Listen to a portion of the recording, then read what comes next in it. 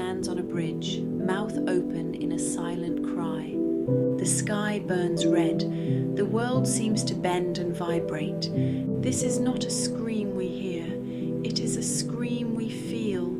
Painted by Edvard Munch in 1893, the scream is one of the most recognizable images in modern art. But this painting is not about a monster, madness, or fear of the external world. It is about inner terror, the kind that has no apparent cause. Munch once described the moment that inspired the painting. Walking at sunset, he felt overwhelmed by anxiety as the sky turned blood red. He wrote that he sensed an infinite scream passing through nature. This feeling became the heart of the painting. The figure in the foreground is not screaming at the world. Instead, it is reacting to the scream of existence itself. The distorted body, skull-like face, and hollow eyes reflect emotional collapse rather than physical danger. Behind the figure, two people walk calmly, untouched by the chaos. This contrast highlights isolation, the idea that profound anxiety is often invisible to others. The scream is not meant to be realistic.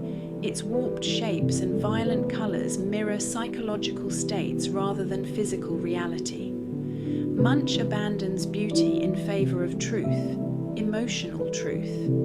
In this painting, the world does not comfort the individual, it overwhelms them, and that is why, more than a century later, the scream still feels modern. Guernica, 1937. This painting is not quiet. It does not invite you in. It confronts you. Painted in 1937, Guernica is Pablo Picasso's response to one of the first large-scale aerial bombings of civilians in modern history, the destruction of the Basque town of Guernica during the Spanish Civil War. There are no heroes here, no victory, no glory, only pain. Picasso abandoned colour entirely, choosing black, white and grey, like a newspaper photograph. This was not an accident. The world learned about Guernica through newsprint, and Picasso wanted the painting to feel like evidence, not decoration. The figures are broken, screaming, twisted into impossible shapes. A mother cries out while holding her dead child.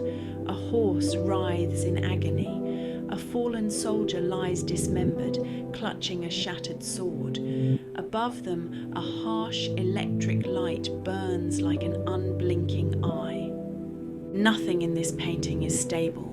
The space collapses, bodies overlap, faces scream without sound. Picasso does not show the bombers. He shows the aftermath, because war's actual violence is what it leaves behind. Guernica is not about one town in Spain. It is about every civilian caught in the war, and that is why it still speaks today. Saturn devouring his son, 1820 to 1823. This is not mythology as legend. This is mythology as a nightmare. Painted directly onto the walls of his home in the final years of his life, Saturn devouring his son is one of Francisco Goya's most disturbing works, not because of what it shows, but because of how it shows it. The story comes from Roman myth. Saturn, fearing a prophecy that one of his children would overthrow him, devours them to protect his power. Traditionally, artists depicted this scene with restraint. Gods, symbols, distance. Goya removes all of that. Here, Saturn is not a god. He is a wild-eyed, broken figure, consumed by fear. The setting is dark, undefined, and claustrophobic. There is no audience, no moral framework, only raw, irreversible violence driven by paranoia. This is not about a father and son alone. It is about power that destroys what it claims to protect. Painted during a time of political repression and personal isolation, Goya turns the myth inward. Saturn becomes tyrannical. Madness. Time itself devours the future. The painting was never meant to be seen by the public. That is what makes it terrifying. It is honest. Later work of Goya. By the final years of his life, Francisco Goya had abandoned beauty, heroism, and even hope. Deaf, disillusioned, and deeply scarred by war, political repression, and human cruelty, Goya turned inward, creating some of the most disturbing and honest images in Western art.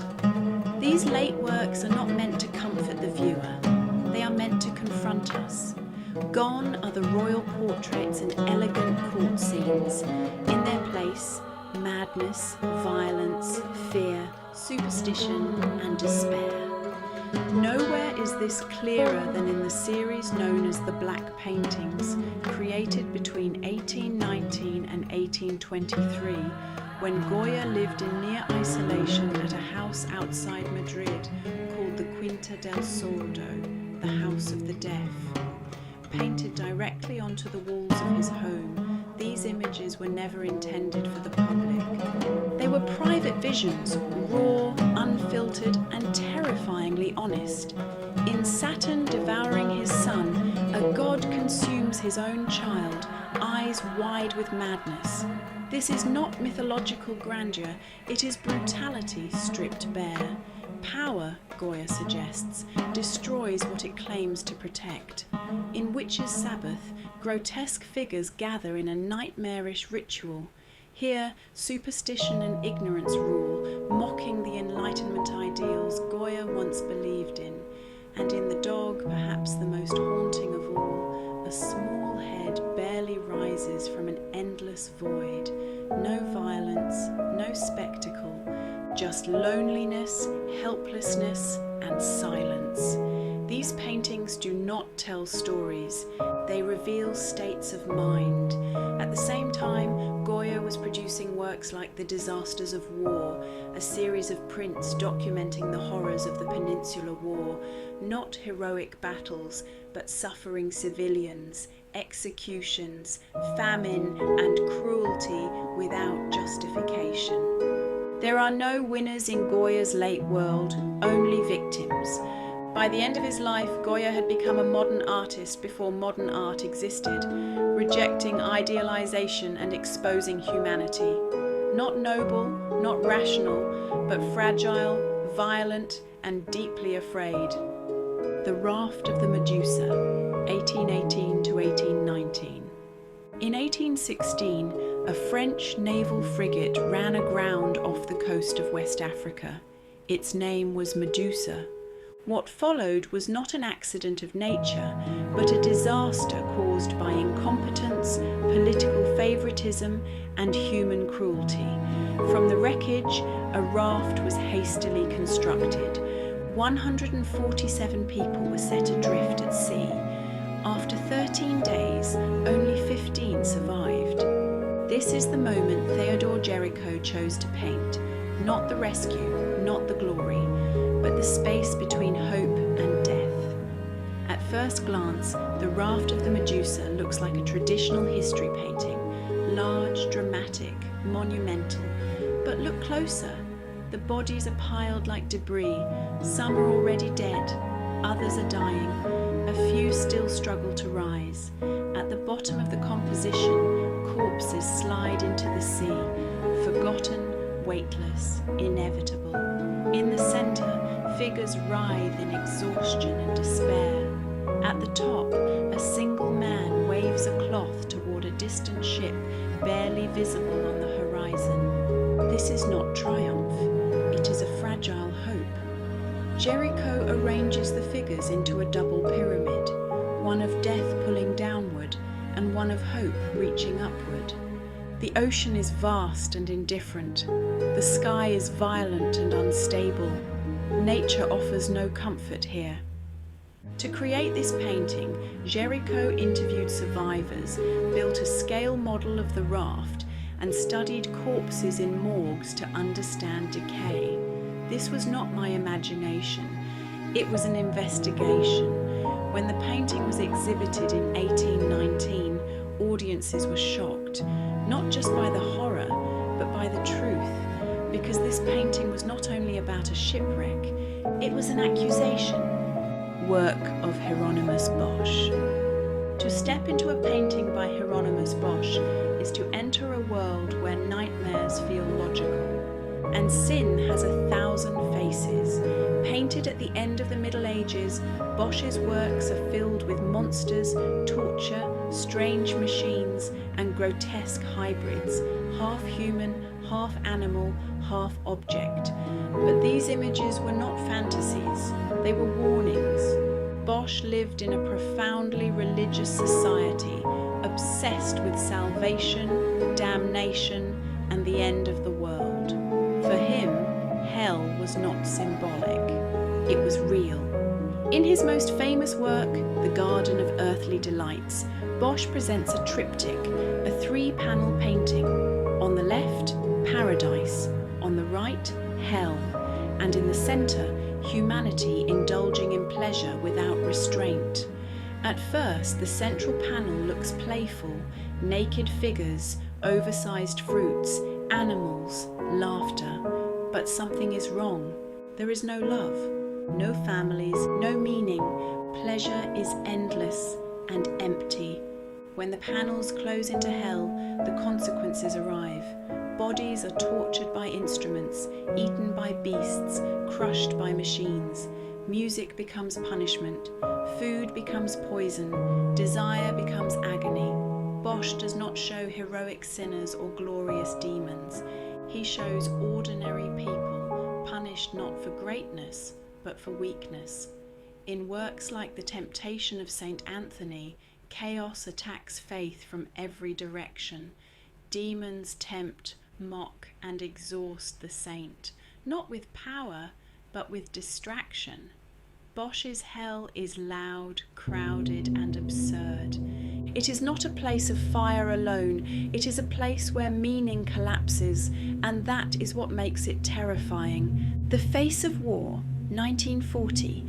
This face has no body, no age, no nationality. It floats in a barren desert, trapped between life and death. Painted in 1940, The Face of War is Salvador Dali's response to a world tearing itself apart. Europe was collapsing under the weight of fascism.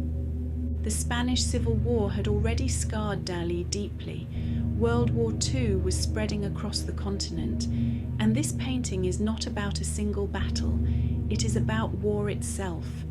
The face stares directly at us, its expression frozen in terror. The skin is stretched tight, almost skeletal. Inside its eyes, there are skulls. Inside its mouth, another skull. And inside those skulls, more skulls, an infinite loop of death. There is no escape. Snakes coil around the head, symbols of fear, decay, and eternal menace. The landscape behind it is empty and lifeless, a world stripped of humanity. This is not a heroic vision of war.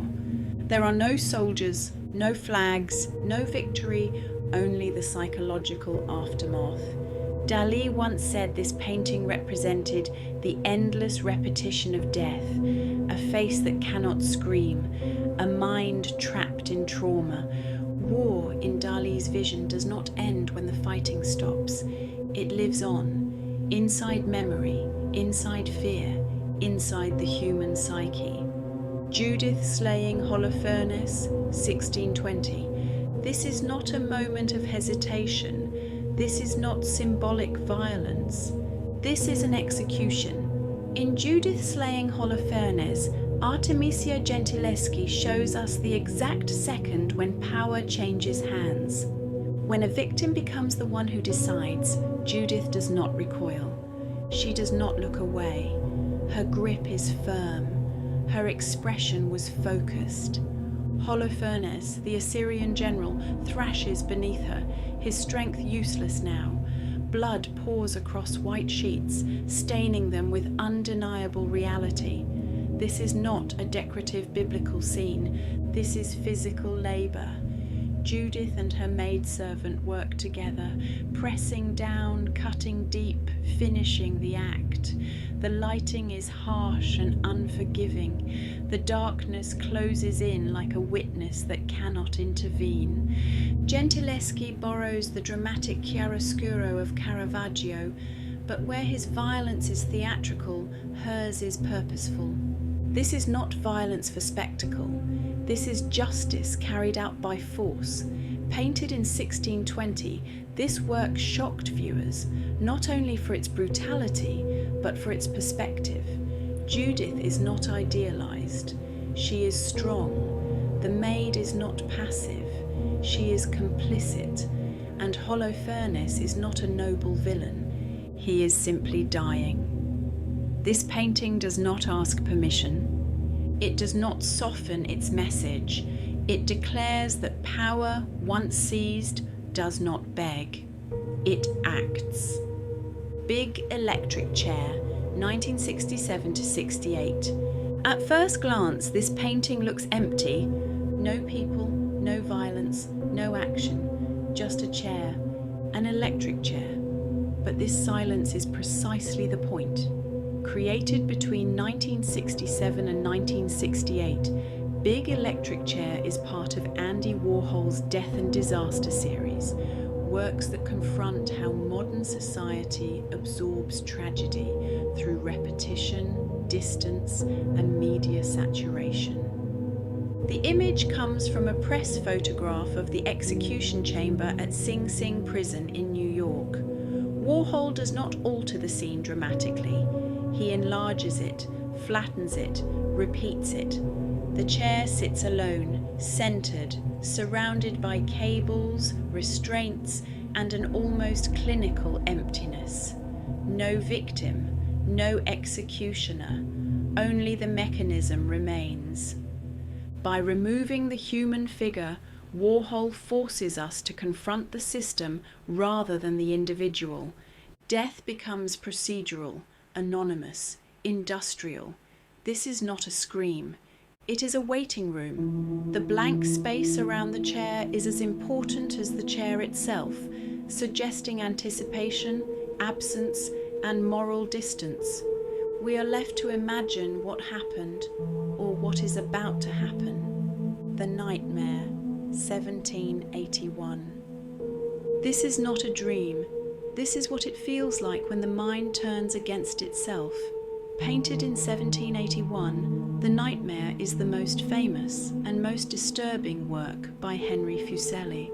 It does not depict sleep, it depicts possession. A woman lies sprawled across a bed, her body limp, her head thrown back.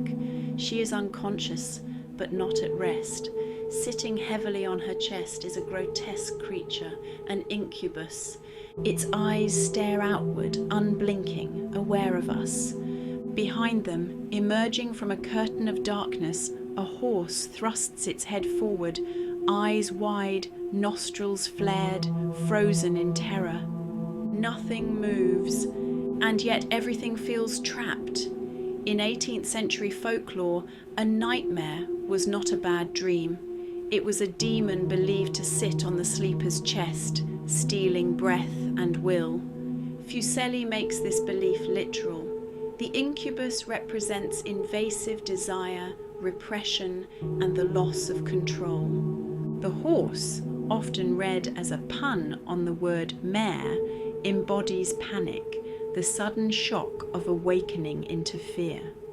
The woman's body becomes a battlefield between sleep and consciousness. What made The Nightmare scandalous was not just its horror, but its erotic charge. The woman's exposed throat, limp posture, and open vulnerability blur the line between terror and desire. Fear here is intimate, claustrophobic, physical. Long before Freud, Fuseli visualizes the unconscious, where lust, dread, and imagination merge into a single oppressive weight. This painting rejects reason and order. It embraces the irrational. In the Age of Enlightenment, the nightmare insists that the mind is not a calm machine, but a haunted space. Darkness is not outside us, it sleeps with us. The image shocked audiences and made Fuseli famous. It influenced Gothic literature, horror illustration, and later explorations of psychological terror. Even today, it feels uncomfortably modern because we still know this feeling. The nightmare does not show a monster attacking a woman. It shows the mind attacking itself. And the most terrifying thing in the room is that nothing here is imaginary. The temptation of St. Anthony. Across the history of art, one man is tempted more than any other. Not by wealth, not by power, but by everything the human mind fears and desires. This is the temptation of St. Anthony. Who was St. Anthony? St. Anthony the Great was a 3rd century Christian ascetic who retreated into the desert to live a life of prayer and self-denial. According to legend, demons assaulted him with hallucinations, monsters, erotic visions, violence, and despair. For artists, this story became an invitation, not to paint holiness, but to paint chaos. Hieronymus Bosch, Temptation as Nightmare. No artist embraced this theme more obsessively than Bosch. In his versions, the saint is almost lost amid a carnival of deformity. Hybrid creatures, walking fish, broken architecture, and obscene rituals. Bosch doesn't paint temptation as pleasure. He paints it as madness. The demons are absurd, grotesque, and overwhelming, suggesting that sin is not glamorous but degrading. St. Anthony appears small, calm, and passive, resisting not by force but by endurance. Here, temptation is the world itself. Matthias Grunewald, temptation as physical torture. In Grunewald's version, temptation becomes bodily violence. St. Anthony is attacked, twisted, and beaten by monstrous beings. The demons are no longer symbolic, they are brutal. This reflects a medieval worldview where spiritual struggle is inseparable from physical suffering. Faith is tested through pain. The body is not sacred, it is the battlefield. Centuries later, Cézanne strips the scene down. Crowds of demons no longer surround his St. Anthony, but by ambiguous dreamlike figures. The chaos turns inward. Here, temptation is psychological, uncertain, private. The saint wrestles not with monsters, but with his own perception. In 1946, Dali reimagined the theme for the modern age. St. Anthony kneels in prayer as towering skeletal-legged animals approach, carrying symbols of lust, power, and luxury. The figures are seductive and terrifying at once. Unlike Bosch's crowded hellscapes, Dali gives us space, emptiness, suggesting modern temptation is less obvious, more seductive, and more internal. Faith now confronts the subconscious. Why this theme never disappears. Artists return to St. Anthony because his temptation is universal. It is not about demons, it is about distraction, desire, doubt. Each era paints the fears it knows best. Medieval fear of damnation, Renaissance fear of the flesh, modern fear of the mind itself. St. Anthony endures because we still do. In every version, the saint does the same thing. He does not fight, he does not flee, he remains. And perhaps that is why artists keep painting him. Because temptation never ends. The Death of Marat, 1793. This is not how revolutions usually paint death. There is no chaos, no bloodshed, no crowd, only silence, and a body. Painted in 1793, The Death of Marat depicts the assassination of Jean-Paul Marat. a radical journalist and leading voice of the French Revolution. Marat was murdered in his bath by Charlotte Corday, a political opponent. Within days, his friend and fellow revolutionary Jacques-Louis David turned the event into an image meant to do more than record history. This painting was propaganda, and it was devotion. Marat's body slumps gently in a wooden bathtub. His skin is pale, smooth, untouched by struggle. One arm hangs limp, still holding a letter, the excuse that granted his killer access. There is no sign of violence beyond a minor wound, no agony on his face. He looks peaceful, almost holy. David strips the scene of excess. The background is empty, the colours are muted, the composition is simple and deliberate. Marat's pose recalls religious imagery, most notably the dead Christ in Renaissance Pietà scenes. The bathtub becomes a tomb, the wooden crate a humble altar. This is not a man shown as he died. This is a martyr shown as he should be remembered. Marat was controversial, angry, paranoid, and responsible for calls to violence. David erases all of that. Here, Marat is calm, selfless, working until his final breath. The letter in his hand suggests charity. The pen beside him implies duty. The revolution does not kill its own. It sanctifies them. David's neoclassical style rejects emotional chaos in favour of clarity and moral certainty. This restraint is ideological. The message is clear. Revolutionary violence is justified because its victims are pure. Emotion is not expressed, it is engineered. The death of Marat became one of the most potent political images ever painted, not because it shows horror, but because it refuses to. It teaches us that images do not merely reflect history, they shape it. This painting does not ask us to mourn, it asks us to believe, and that may be the most dangerous thing art can do. Massacre of the innocents. There is no warning in this painting, no preparation, no distance. You are thrown into the violence. This is the massacre of the innocents, and Rubens does not let you look away. The subject comes from the Gospel of Matthew. King Herod, fearing the birth of a rival Messiah, orders the execution of all male infants in Bethlehem. Many artists treated this story symbolically. Rubens treats it physically. This is not scripture, this is impact. Bodies collide in a violent knot of flesh and muscle. Soldiers strain, twist and lunge. Mothers claw, bite and scream, fighting with the full weight of desperation. Infants are not hidden, they are central. The composition is packed tight, denying space, denying breath. Every gesture is extreme, every emotion is raw. There is no background to escape into, only struggle. Rubens uses diagonal movement to create chaos. Limbs spiral, torsos rotate, faces contort mid-scream.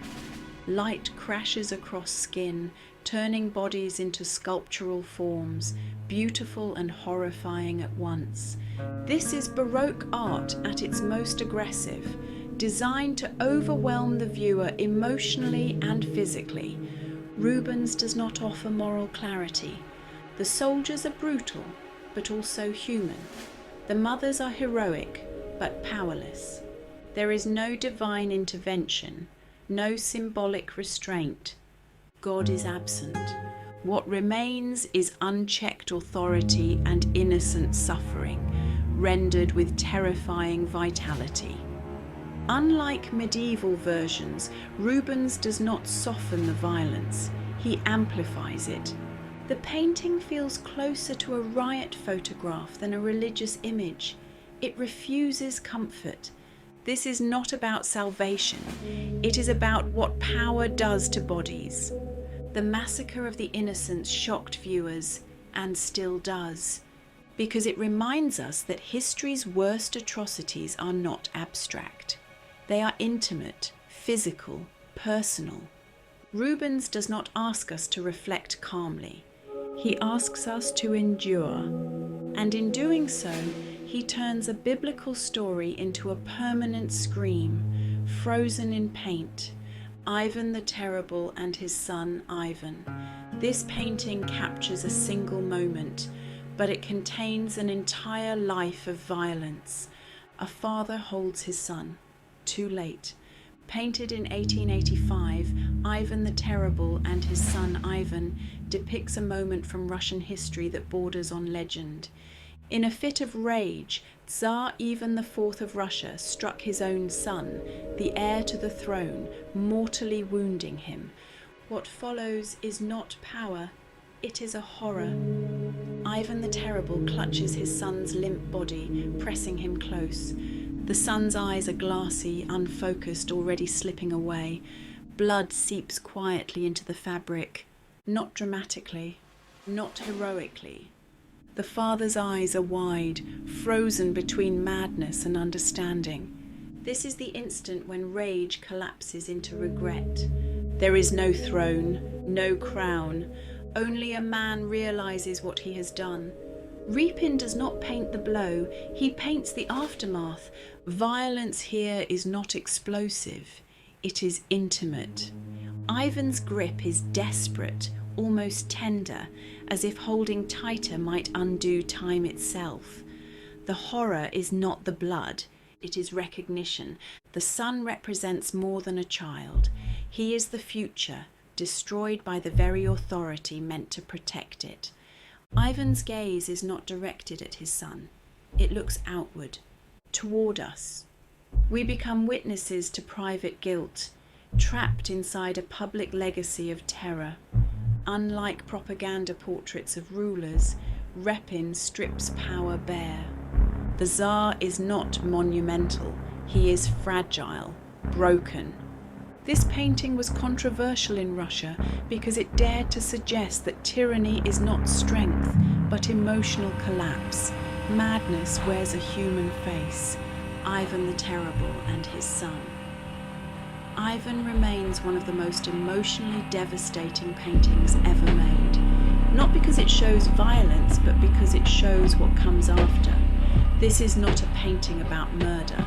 It is a painting about the moment when authority realizes it cannot take back what it has destroyed, and that realization is eternal. The flaying of Marsyas. This painting does not shout.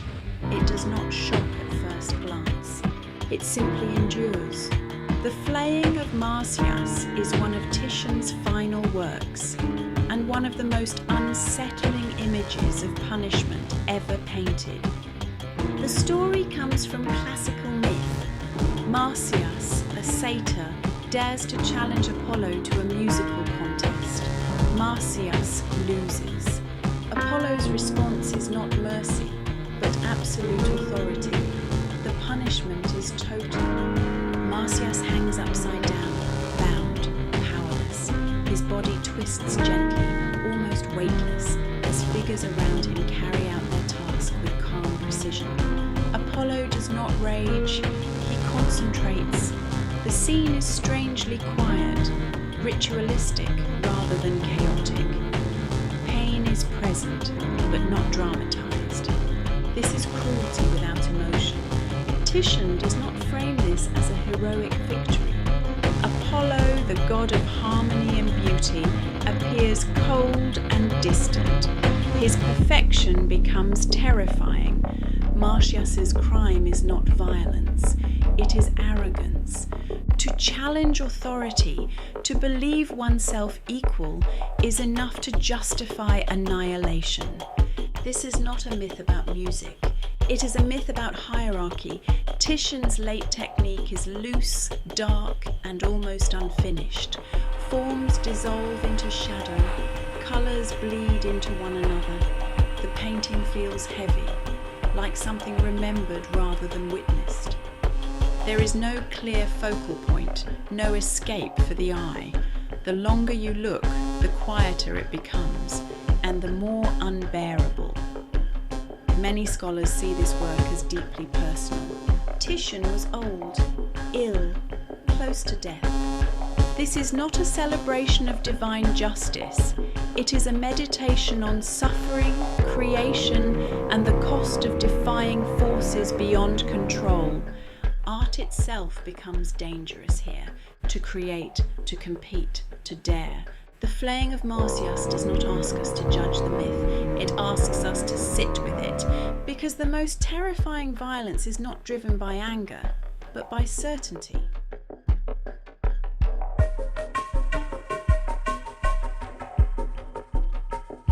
The art of Zdzisław Beksiński. Some artists paint what they see, and then some artists paint what should never exist. Zdzisław Beksiński belonged firmly to the second category. Born in Poland in 1929, Beksiński lived through war, occupation, authoritarian rule, and personal tragedy. But if you search his painting for a direct political message or clear historical reference, you'll find nothing. No date, no title, no explanation. That silence is durable. Beksiński believed that naming a painting would trap it. He wanted his image to feel like memories you're not sure are yours, visions that are live, fully formed and refuse to explain themselves. A world after the end. Most people recognize Beksiński for his dark dystopian landscape, endless desert or burning ashes, cathedrals like ruins that feel both ancient and futuristic, humanoid figures that seem partly alive, partly decayed, neither died nor human but something in between. These aren't scenes of destruction happening, they are scenes of destruction that already happened. There is no violence in motion, no action, no climax, only aftermath. The figure often looked trapped in eternal suffering, but Beksiński insists he wasn't painting despite. He claimed his work were optimistic or even humorous in his own private way. Whether that's true is up to the viewer. Fear without meaning. What makes Beksiński's work especially unsettling is that nothing is explained. There are no myth, no allegory. You can't decode it. No single correct interpretation. The fear doesn't come from monster attacking, it comes from existence itself. Skin stretched unnaturally, faces dissolve into texture, architecture feel alive, like it gone rather than built. You're not afraid of something, you're afraid because you don't know why you're afraid. Beksiński once said he painted as if he were photographing dream. Not symbolic dream, but raw, emotional ones. The kind that leave you unsettled long after waking up. Beauty in decay. Despite the horror, Beksiński painting are methodically crafted. He used traditional oil painting techniques, layering texture to create surfaces that feel almost tangible. Rust, bone, skin, fabric, stone, everything looked real enough to touch. The hyperrealism is crucial. If the painting were loose or abstract, they feel imaginary. Instead, they feel documented, as if someone visited this world and came back with proof. That tension between technical beauty and emotional dread is what makes Beksiński's work unforgettable. Refusal to explain. Beksiński famously refused to interpret his own art. He disliked interview. He hates symbolism debate. He rejects labels like surrealist or fantasy painter. For him, the act of painting was private, almost mechanical. He worked obsessively, destroyed many of his own pieces, and treated his finished painting with emotional distance. Ironically, this refusal to explain only made the fascination stronger. Viewers project their own fear into the work, death, isolation, religion, the end of humanity, or the collapse of meaning itself. Today, Beksiński's influence can be seen everywhere. Dark fantasy illustration, dystopian sci-fi, album cover, video game, and horror cinema. Yet none of these fully capture what his work does best. Beksiński doesn't scare you with story. He doesn't warn you. He doesn't preach. He opened the door and let you stand there, unsure whether you're looking at a nightmare or a future that is already waiting. Girl with a dead mask. At first glance, this painting looks simple. A child, a mask, a toy. But Frida Kahlo never painted simple. Painted in 1938, show a young girl standing outdoor holding a bright light bulb. Her body is small and vulnerable, dressed in decorated clothing, but her face is hidden, covered by a grinning dead mask, a cavalera, staring directly at us. The title tells us something unsettling. She plays alone. In Mexican culture, death is not hidden. It is celebrated, jokes about, dressed up in color and ritual, especially during Dia de los Muertos. Kahlo grew up surrounded by this imaginary, in which skulls are not symbol of terror, but of familiarity. Yet here, death doesn't feel festive. The dead mask smile, but the smile is empty. The eyes are hollow and the child behind it is silent. This is not death as celebration. This is death as person. Something that arrived early, something that strayed. Kahlo will often return to childhood, but rarely as a place of innocence.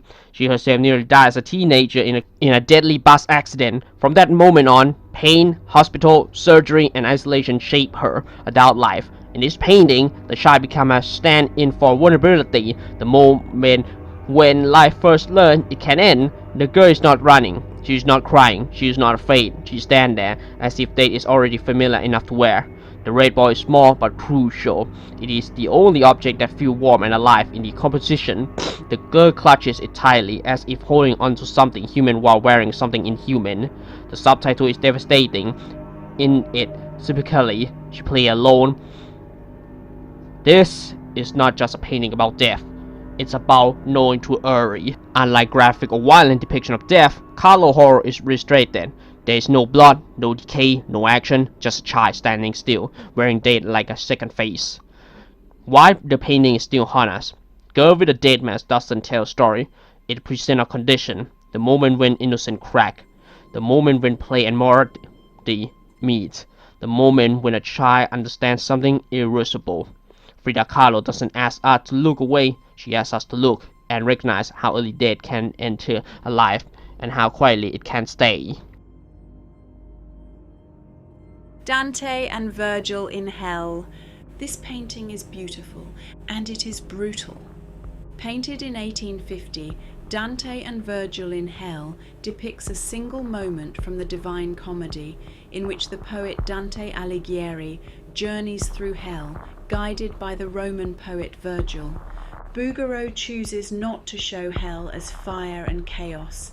Instead, he shows control. And what happens when control fails? A frozen moment of violence.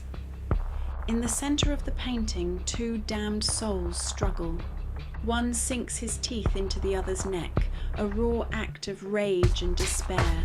The figures are muscular, sculptural, almost classical in their perfection, yet locked in an act that strips them of humanity. This is hell without spectacle. No flames, no demons with pitchforks, just people destroying each other. Behind them, other bodies twist and writhe, trapped in endless punishment, fading into darkness. This is not punishment imposed from above, it's punishment born from human nature itself. The witnesses. Dante and Virgil stand slightly apart. Dante recoils, his face tense with fear and disbelief. His body leans back, instinctively rejecting what he sees. This is a man encountering the consequences of sin for the first time. Virgil, by contrast, is calm. He does not intervene, he does not react, he observes. Virgil has seen this before. Wisdom here is not kindness, it is endurance. Academic perfection, moral horror. Bouguereau was a master of academic realism. Every muscle is rendered with anatomical precision. Skin gleams under controlled light. The composition is balanced, almost elegant. And that's the unsettling part. The violence is framed like a classical sculpture.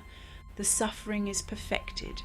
Bouguereau forces us into the same position as Dante, to look closely, to understand, and to endure. Hell without redemption. Unlike later romantic or symbolist visions of hell, Bouguereau's world offers no rebellion, no escape, no transformation. These figures are not changing, they are not progressing, they are stuck. Hello, Here is repetition, rage with nowhere to go, desire with no satisfaction, conflict without meaning. Why this painting still disturbs. Dante and Virgil in hell is not shocking because it is violent. It's disturbing because it is controlled. The brushwork is calm, the composition is disciplined, the horror is rational. Bouguereau shows us that damnation doesn't have to be chaotic. It can be orderly, beautiful, and eternal. Dante looks away because he still believes suffering should make sense. Virgil does not, because he knows it doesn't have to. David with the head of Goliath. This is supposed to be a victory scene. The young hero has defeated the giant. The threat is gone. Justice is served, but Caravaggio paints none of that certainty. Instead, he gives us a boy who looks tired, and a victory that feels unbearably heavy. A different David. David stands in shadow, holding the severed head of Goliath, but he does not raise it in triumph. He does not celebrate. His body leans inward, hesitant, almost apologetic. His expression is not pride. There is doubt. This David looks less like a hero, and more like someone wondering whether what he did was necessary. The face of Goliath. Look closely at Goliath's head. It is not monstrous. It is not exaggerated. It is disturbingly human. Art historians widely believe Caravaggio painted his own face into Goliath, not as the hero, as the defeated, the sinner, the condemned.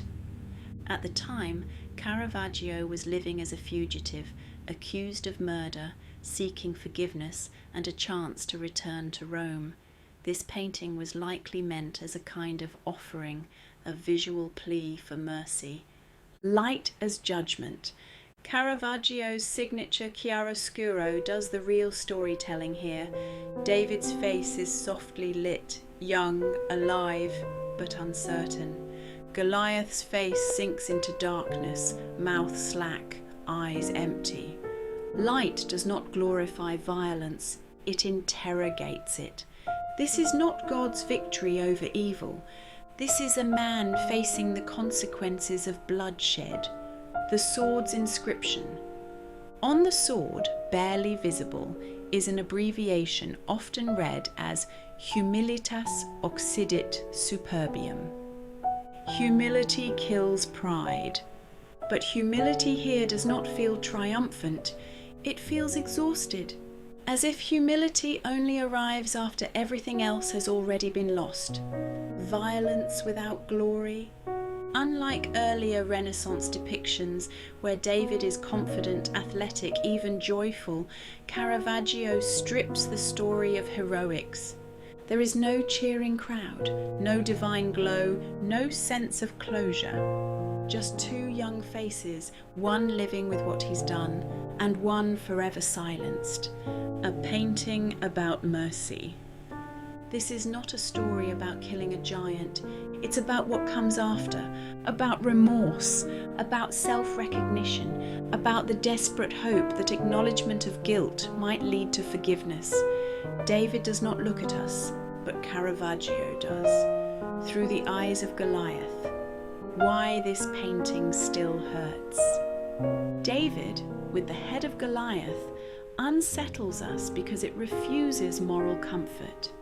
It doesn't tell us violence is righteous. It doesn't tell us guilt is cleansing. It doesn't guarantee redemption. It only shows us a moment where power, regret, and humanity collide and leave everyone diminished. A masterpiece painted not to celebrate victory, but to beg for mercy. David with the head of Goliath, Caravaggio. This is not a victory. David does not celebrate. He hesitates.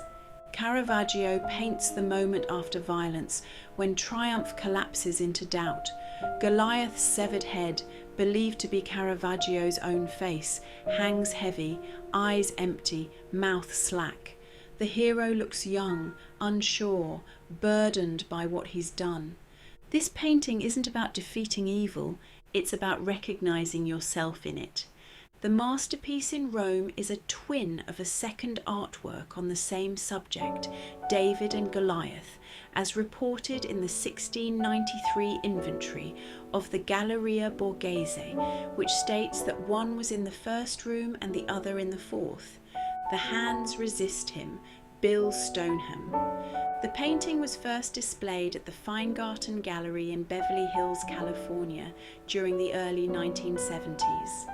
A one-person Stoneham show at the gallery, which included the piece, was reviewed by the art critic at the Los Angeles Times. During the show, the painting was purchased by actor John Marley, notable for his role as Jack Waltz in The Godfather. Sometime after Marley's death, the painting was found at the site of an old brewery by an elderly Californian couple, as stated in their original eBay listing.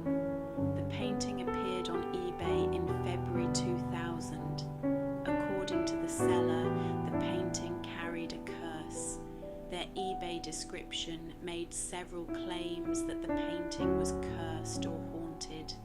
Included in those claims were that the characters in the painting moved during the night, and that they would sometimes leave the painting and enter the room in which it was being displayed.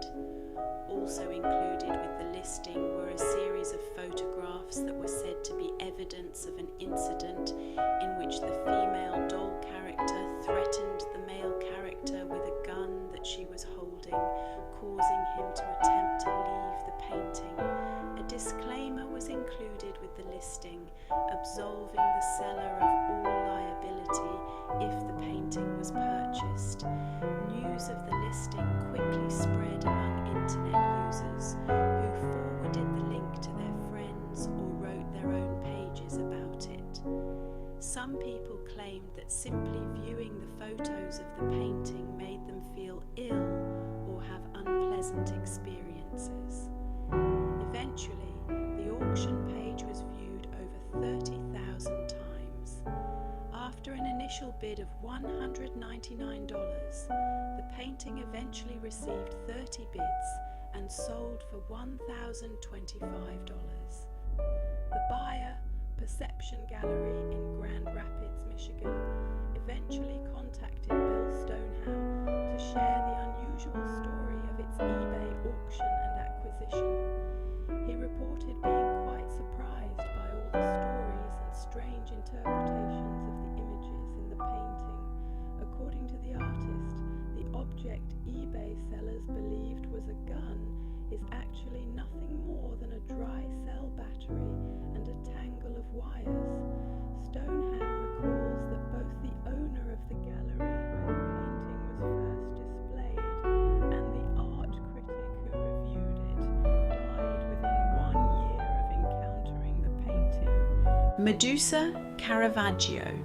In the 1590s, Caravaggio was working in Rome, and his success and wealth were increasing.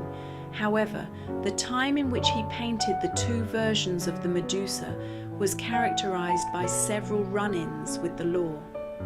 In July 1597, Caravaggio and his partner Prospero Orsi became involved as witnesses in a crime that occurred near San Luigi de Francesi. In one instance, a barber named Luca gave a testimony about Caravaggio, where he described his mysterious attire. This painter is a stocky young man with a thin black beard, thick eyebrows and black eyes, who goes dressed all in black in a rather disorderly fashion, wearing black hose that is a little bit threadbare, and who has a thick head of hair long over his forehead. At the time, there was an unsolved case in which two items were reported as being missing, a dark cloak and a small dagger. Because of his mysterious behavior and association with cloaks, Caravaggio was arrested several times. He told authorities that he liked wearing dark clothing to avoid drawing unnecessary attention, which was also why he preferred to make late-night trips. On May 4th, 1598, he was arrested again for possessing a sword in public and defended himself by saying, I carry the sword by right because I am painter to Cardinal del Monte. I am in his service and live in his house. I am entered on his household payroll. Caravaggio's paintings were never in tune with the idealized themes prevalent at the time. Instead, he became more intrigued by the idea of realism. He incorporated it into his paintings, such as Boy with a Basket of Fruit, The Fortune Teller, The Card Sharps, Bacchus, and even The Musicians, all painted in the same period. When he painted Medusa, Caravaggio hit a great milestone in his life. He was given a chance to decorate the Contarelli Chapel, in which he created realistic images regarding the life of St. Matthew himself. Some of these paintings include St. Matthew and the Angel, the Martyrdom of St. Matthew, and the Calling of St. Matthew. This opportunity to paint the chapel gave him a great advantage and a strong motivation to incorporate more realism into his artworks. The Triumph of Death by Peter Bruegel the Elder, circa 1562. The Triumph of Death is one of the most haunting and apocalyptic paintings of the Northern Renaissance. Created around 1562, it depicts a devastated world overrun by skeletons who massacre humanity without mercy. The painting is currently housed in the Museo del Prado in Madrid. The landscape is barren, scorched, and lifeless. The sky is smoky and yellowed, as if the world itself is burning. No greenery remains, only gallows, corpses, fires, and destruction stretch endlessly toward the horizon. Across the entire canvas, skeleton armies march and slaughter the living, sparing no one. Peasants, nobles, soldiers, kings, clergy, lovers, all are equal before death. There is no single focal point. Instead, chaos fills every inch of the painting. Skeletons dominate the scene. Some carry coffins like shields. Others ride skeletal horses. A skeletal general directs the assault. Humans are herded into a large coffin-like trap. This suggests death as an organized, unstoppable force. Not random, but systematic. In one section, a richly dressed king sits among scattered gold and treasures. A skeleton presents him with an hourglass, a reminder that his time is over. His wealth offers no protection. Message: power and riches cannot save anyone from mortality. In the lower right, a couple plays music, seemingly oblivious to the horror around them. A skeleton accompanies them with a violin. This eerie calm suggests love and art continue briefly amid destruction. Or perhaps people distract themselves from inevitable doom. Skeletons invade a banquet, killing diners mid-meal. This references the medieval theme of memento mori. Remember you must die. Though crosses and churches appear faintly in the background, faith does not visibly intervene. Some scholars interpret this as reflecting 16th century fears. The plague, religious wars, political unrest in the Spanish Netherlands. Bruegel painted during a time of intense upheaval, and the painting reflects a collective European anxiety about apocalypse and divine judgment. Inevitability of death, equality in mortality, futility of wealth and power, war and human brutality, apocalyptic fear. It echoes earlier medieval traditions such as the Danse Macabre, but Bruegel expands them into a panoramic nightmare. The painting feels overwhelming. There is no hope, no visible salvation, no escape. Browns, reds and black dominate the colour palette, reinforcing decay and violence. Unlike later romantic depictions of death, Bruegel presents it as mechanical, merciless, universal. The paintings of H.R. Geiger. Swiss artist H.R. Geiger, 1940 to 2014, created a uniquely disturbing and hypnotic visual world known as biomechanical surrealism, a fusion of flesh and machine, sexuality and death, beauty and horror. His paintings feel cold, industrial, and deeply subconscious. He is most famous for designing the creature in Alien, based on his painting Necronom IV. Biomechanical fusion. Geiger merges human anatomy, metallic structures, tubes, pistons, spinal columns, industrial architecture. Bodies often appear fused with machines, as if evolution has merged with cold technology. Skin becomes chrome. Bones resemble mechanical frameworks. There is rarely a clean boundary between organism and object. Monochromatic atmosphere. Most of his paintings use muted greys, sepia tones, sickly greens, metallic blues. He frequently used airbrush techniques, giving surfaces a smooth, almost photographic finish. This creates an eerie, clinical precision, erotic and psychological undertones. Geiger's imagery often contains elongated skulls, phallic and womb-like shapes, hybridized figures in unnatural poses. These elements reflect themes of birth and reproduction, fear of sexuality, existential dread, industrial dehumanization. His work feels dreamlike or nightmarish, as if drawn directly from the subconscious.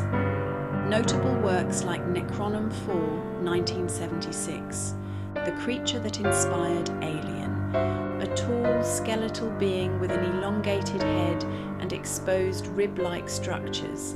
It appears both organic and engineered.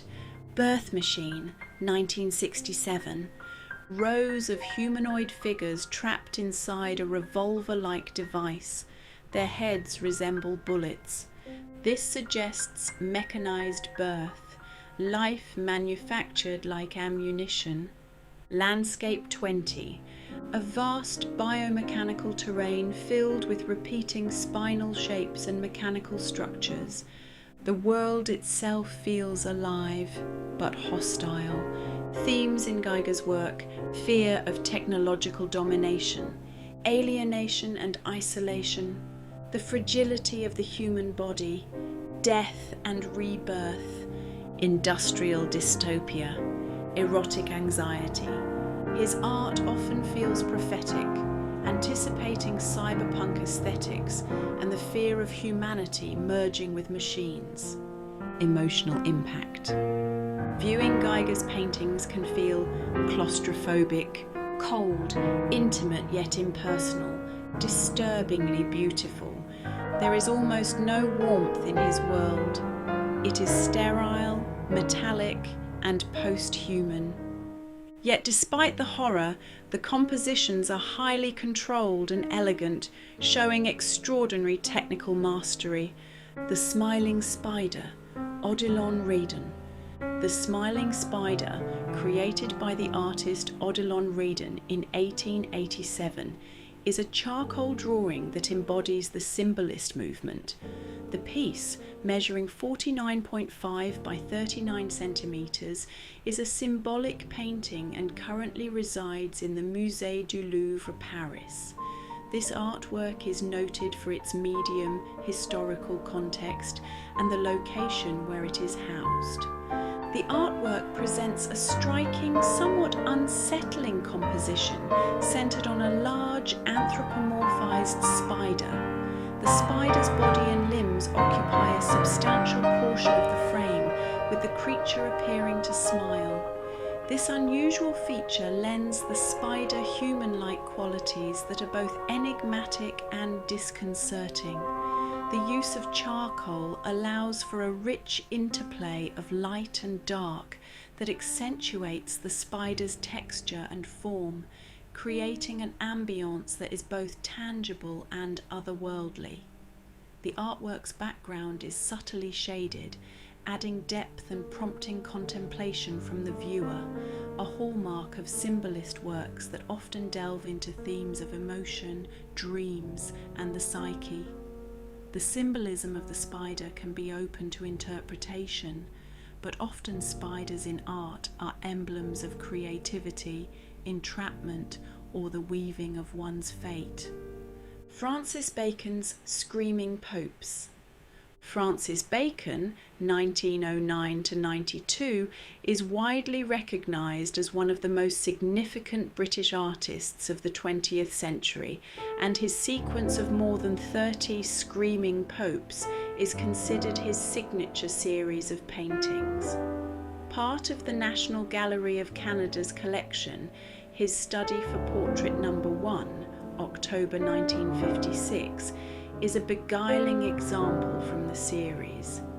It displays many aspects of the painter's anguished style of the 1950s, forged in the shadow of the Second World War. An isolated figure framed, or rather trapped, by a vitrine, seat, or stage. Rough and ready handling of paint, applied at times by palette knife and even fingers. An abyss-like black background, a metaphor for a nothingness that lies beyond our individual consciousness. At the same time, Study for Portrait No. 1 is notable for the way in which it departs from expectations. Unlike Bacon's depictions of seated pontiffs with their mouths open wide in agony, the figure has his full red-grey lips closed in contemplation, a screaming pope who does not scream. Instead of eyes eradicated or obscured by smudges or cracked spectacles, here they are precise, looking straight at us. Bacon's cardinals normally squirm and distort in their papal thrones, as if in an electric chair. This pope is static and centred, while remaining a disconcerting presence for the viewer. Bacon began his papal series in 1946 during a prolonged stay in Monte Carlo, a period that was characterised by artistic experimentation and day-long gambling sessions in the famous casino. He wrote to his friend and fellow artist Graham Sutherland that he had taken Diego Velázquez's portrait of Pope Innocent X, 1650, as a source for nascent works. Bacon later destroyed those pieces, but their subject, and old master inspiration, remained a central concern for the artist for 25 years. Housed in the Galleria Doria Pamphilj in Rome, Velázquez's masterpiece represents the Vicar of Christ on a gilded throne, dressed in a sumptuous collar, cope, and cassock. His arms relaxed on the chair. Innocent X is a confident and supreme man. At first glance, the likeness is highly flattering, even more so than famous papal portraits by Italian masters such as Raphael and Titian. Yet due to the realistic rendering of his face and his steely gaze, viewers have a palpable sense of the person beneath the robes. We sense that the most powerful man in the world, a supposed infallible authority aligned to God, is a human after all, open to all the frailties of the human condition. It was this tragic contrast between outward status and inner life, power and vulnerability, that bewitched Bacon more than 300 years later. I think it is one of the greatest portraits that has ever been made, and I became obsessed by it, he said. I buy book after book with this illustration in it of the Velázquez Pope because it just haunts me, and it opens up all sorts of feelings and areas of, I was going to say, imagination even, in me. The artist even used amorous terms. Well, that is like schoolboys having a crush on their housemaster or something. I've had a crush on it. The Cyclops, Odilon Redon. The Cyclops, Le Cyclope in French, is a painting by Odilon Redon that depicts the myth of Polyphemus's love for the nymph Galatea. It was painted in oils on board, then mounted on wood, and is now in the Kröller-Müller Museum in the Netherlands. The painting has been variously dated between 1898 and 1914. The painting, Galatea, is shown asleep on the lower right, her naked body blending into the flowery hill slope. In the upper half of the painting, the head and shoulders of Polyphemus tower above a mountain ridge as he turns his one eye in the Naiad's direction. It appears Polyphemus has hidden himself from the nymph behind the rocky terrain, too shy to confront her helpless form directly. Although the painting's title refers to a figure from classical mythology, the subject may also carry overtones of the one-eyed giants that populate the folklore of the Aquitaine region where Redon grew up. Head of a guillotined man, Theodore Géricault. A severed head rests on cloth. The skin still holds colour. The lips are still soft. Géricault studied real executions, painting death with clinical honesty. There is no drama here, only anatomy, finality, and the unbearable nearness of life to death. Revolution ends not with ideals, but with flesh. The Fall of the Damned, Peter Paul Rubens / Dirk Bouts. Bodies fall endlessly, twisting, colliding, clawing at nothing. Rubens turns damnation into motion, muscles stretched to their limits, terror frozen mid-plunge. Bouts, by contrast, makes hell orderly, moral, inevitable. Different styles, same conclusion. Once you fall, there is no bottom. The Night, Max Beckmann. The Night, an oil-on-canvas painting by Max Beckmann, completed in 1918, is a seminal work of the Expressionist movement. Measuring 52 3/8 by 60 1/4 inches, it is a painting in the genre category, depicting scenes of everyday life. The artwork is currently housed at the Kunstsammlung Nordrhein-Westfalen in Düsseldorf, Germany. The artwork captures a complex, chaotic scene fraught with emotional intensity and dramatic action. Various figures appear entangled in an ambiguous, nightmarish environment. Central to the composition is a group of individuals who appear to be engaged in physical struggle or confrontation. The use of dark and bold colours enhances the sense of tension and foreboding. Facial expressions and body language are exaggerated, typical of expressionist works, to evoke emotional reactions from the viewer. Characters seem to emerge from or be engulfed by the shadows, heightening the atmosphere of anxiety and distress.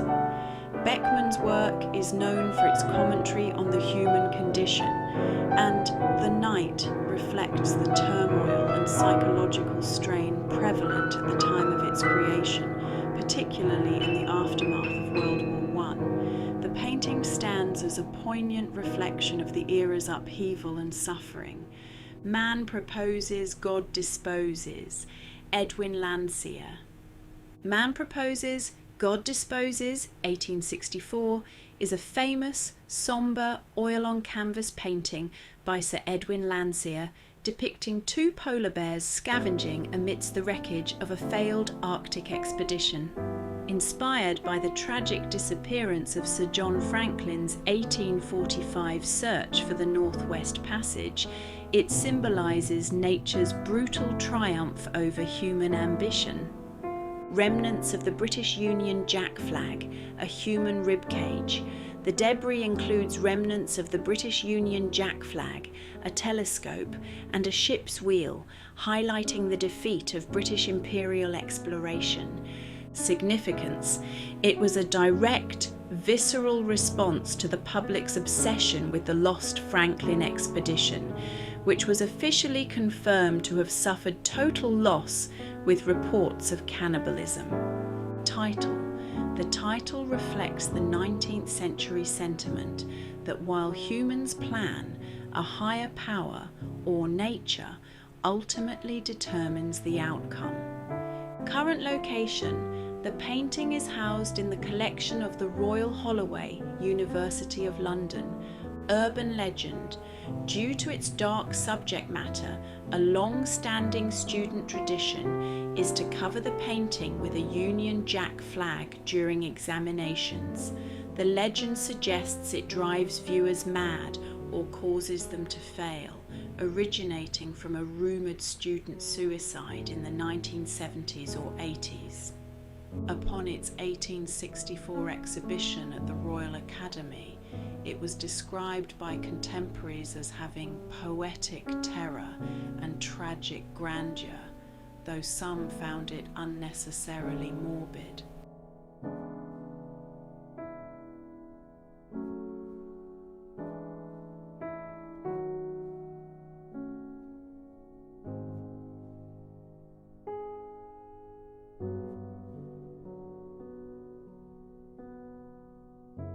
Anxiety, 1894, by Edvard Munch. Anxiety is one of the most haunting works by the Norwegian expressionist painter Edvard Munch.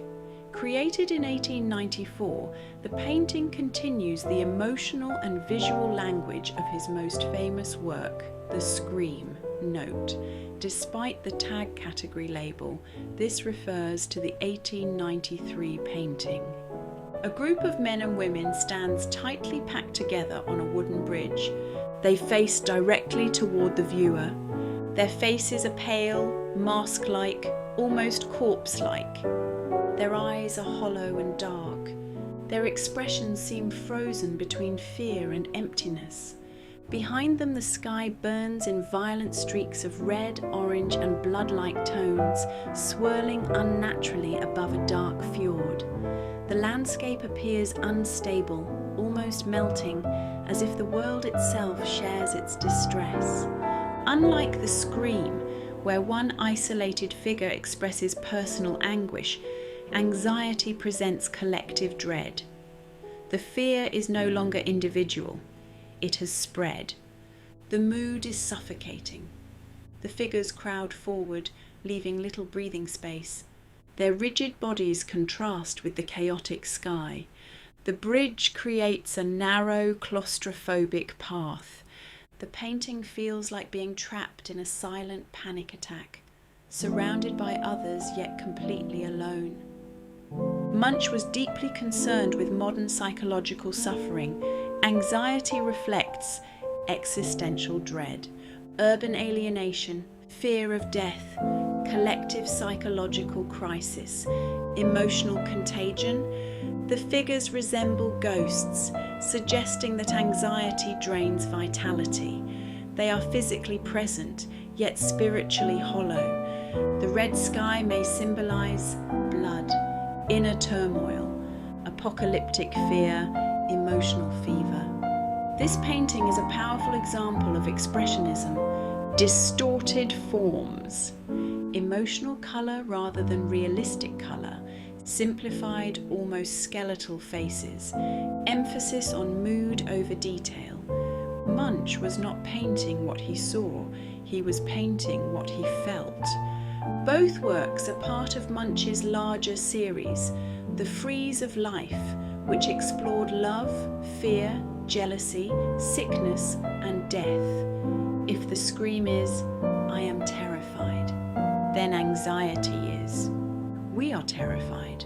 Anxiety feels timeless. Though painted in 1894, it captures a modern experience, standing in a crowd, surrounded by people, yet overwhelmed by an invisible fear. It is not loud horror, it is quiet, spreading dread, and that makes it even more disturbing.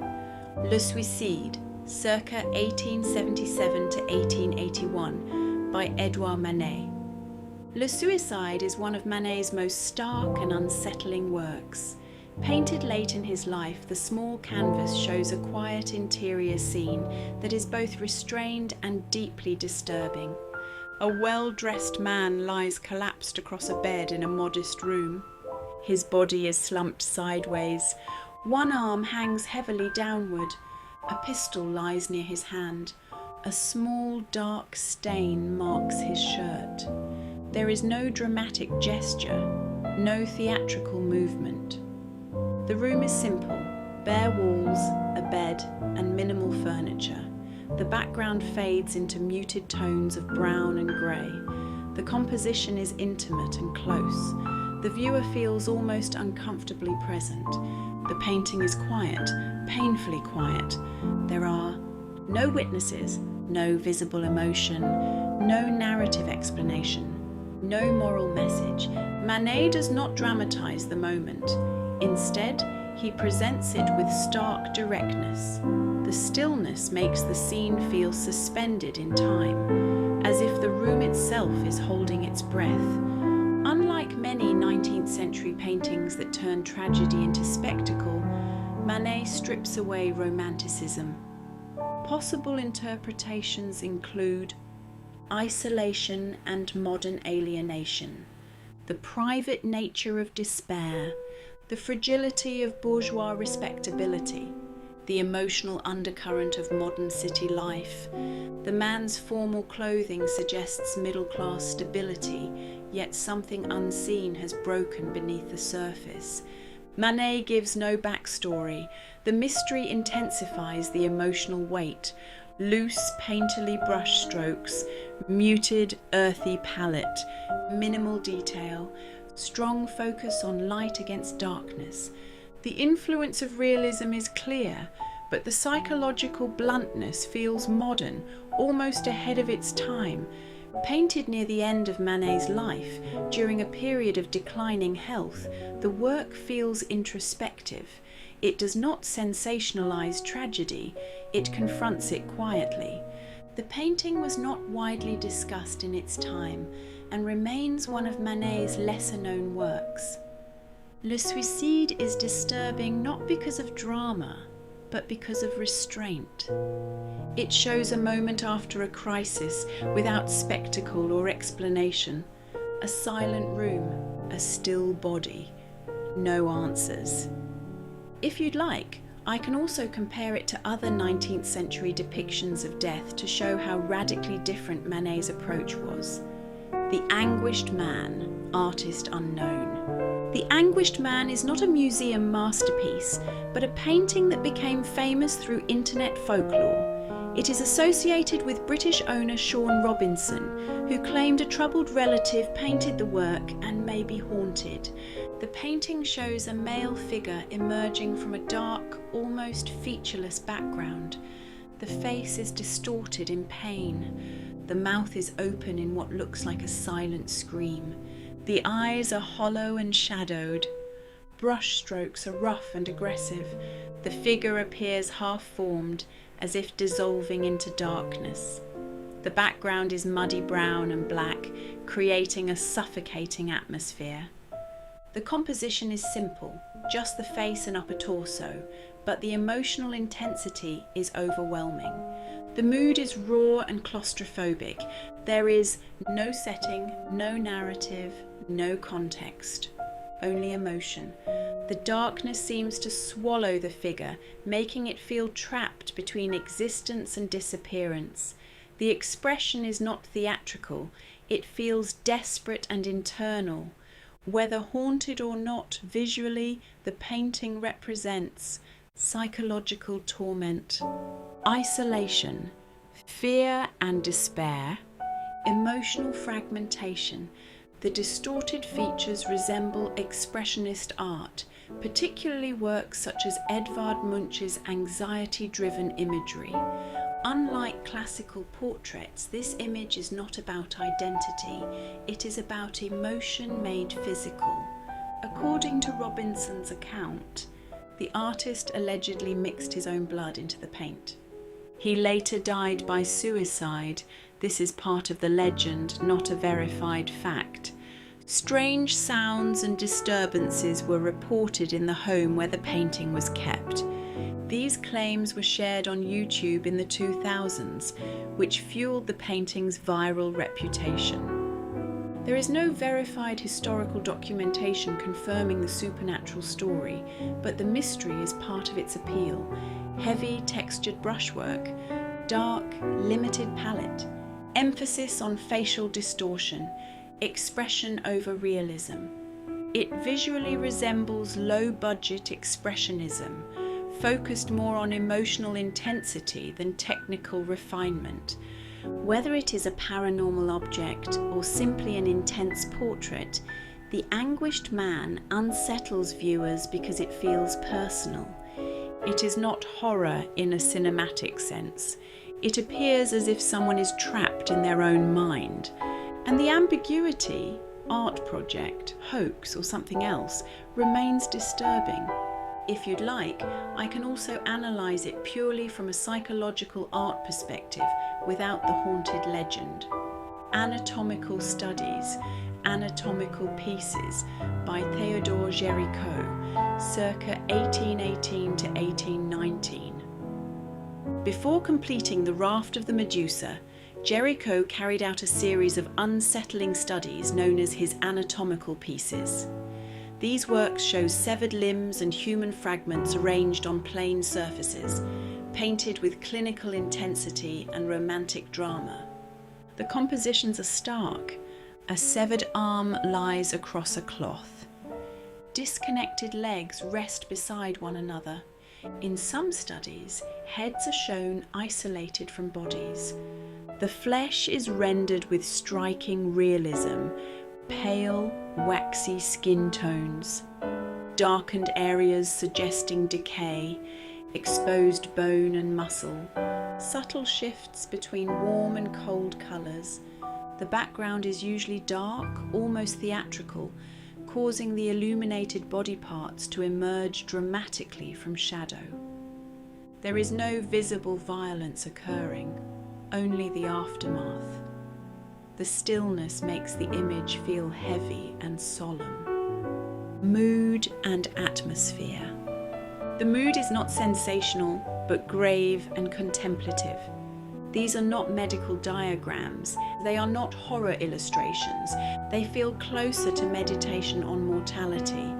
The lighting recalls Baroque masters like Caravaggio, its strong contrast between light and darkness, yet applied to something far more raw and modern. The compositions are stark. A severed arm lies across a cloth. Disconnected legs rest beside one another. In some studies, heads are shown isolated from bodies.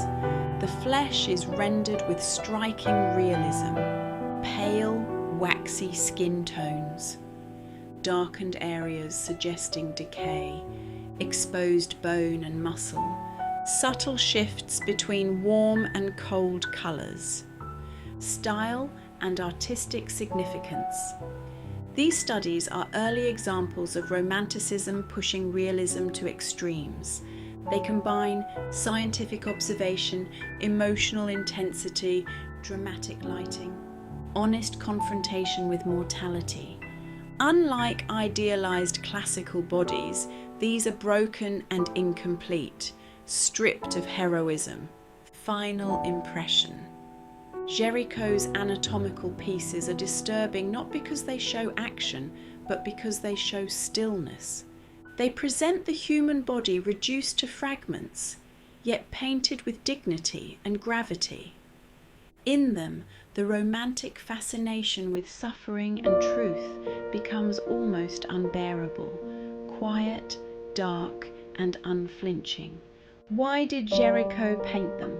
Géricault created these studies while preparing for The Raft of the Medusa, his monumental painting about shipwreck survivors. To paint death convincingly, he reportedly studied corpses in hospitals and morgues, observed stages of human decomposition, made direct anatomical studies. The anatomical fragments helped him understand how lifeless flesh behaves, its colour, weight, and texture. But beyond preparation, these works stand alone as powerful meditations on the fragility of the human body, the thin boundary between life and matter, the physical reality of death. Hide and Seek, 1940 to 1942, by Pavel Cheliciu. Painted during the early years of World War II, Hide and Seek is one of Celicu's most mysterious and psychologically complex works. At first glance, it appears to show children playing in a large tree at dusk, but the longer you look, the stranger it becomes. Visual description. The scene centers on a massive tree whose trunk and branches dominate the canvas. Children climb, crouch, and conceal themselves among the branches. Their bodies twist into unnatural poses. Some figures blend almost seamlessly into the wood. Vein-like lines run through the tree, resembling arteries. The lighting is eerie. A glowing, almost phosphorescent illumination radiates from within the tree and figures, as if their nervous systems are visible beneath the skin. The sky and ground are subdued, allowing the strange biological tree to become the focus, the trier's body. One of the painting's most striking features is how the tree resembles a living organism. Branches look like nerves, knots resemble eyes or skulls, roots feel like veins spreading underground. Celicu was fascinated by anatomy and spiritual energy. Here the tree serves as a metaphor for the human body, or even for collective consciousness. The children seem less like separate individuals and more like parts of one living system. Mood and psychological atmosphere. Although the subject is a children's game, the mood is not carefree. Instead, it feels tense, suspended, slightly ominous, dreamlike. The game of hide and seek becomes symbolic, not merely play, but concealment, identity, and survival.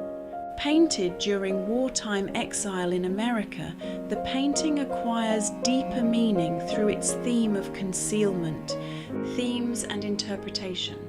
Possible readings include loss of innocence, the hidden structures beneath visible reality, psychological development, survival during conflict, unity of body and nature. Some art historians interpret the glowing nervous system imagery as a visualization of unseen energy, life force connecting all beings. Others see it as anxiety disguised as a childhood memory. Artistic style. Celicu blends surrealism, symbolism, anatomical study, mystical spirituality. His smooth, controlled brushwork contrasts with the unsettling imagery, making the painting feel precise yet uncanny. Legacy. Today, Hide and Seek is part of the collection of the Museum of Modern Art, MoMA, where it remains one of Celicu's most studied works. Final impression. Hide and Seek transforms a simple childhood game into something cosmic and slightly unsettling. It suggests that beneath innocence lies complexity. Beneath play lies fear. Beneath the surface lies structure. The longer you look, the less it feels like children hiding in a tree, and the more it feels like humanity hiding within itself. Pyramid of Skulls, circa 1901, by Paul Cézanne. Painted near the end of Cézanne's life, Pyramid of Skulls is one of his most direct meditations on mortality. Unlike his vibrant landscapes or carefully arranged fruit still lifes, this work confronts death without symbolism disguised as beauty. The symbol is death itself. Visual description. The painting presents 4 human skulls stacked in a tight triangular formation. 2 skulls form the base. One rests above them. Another tilts slightly forward at the top. The background is plain and undefined, muted beige and grey tones that push the skulls forward. There are no decorative objects, no drapery, no elaborate setting. The skulls are painted with thick, deliberate brush strokes, warm ochres and cool blues, deep shadows in the eye sockets, subtle shifts of light across bone surfaces.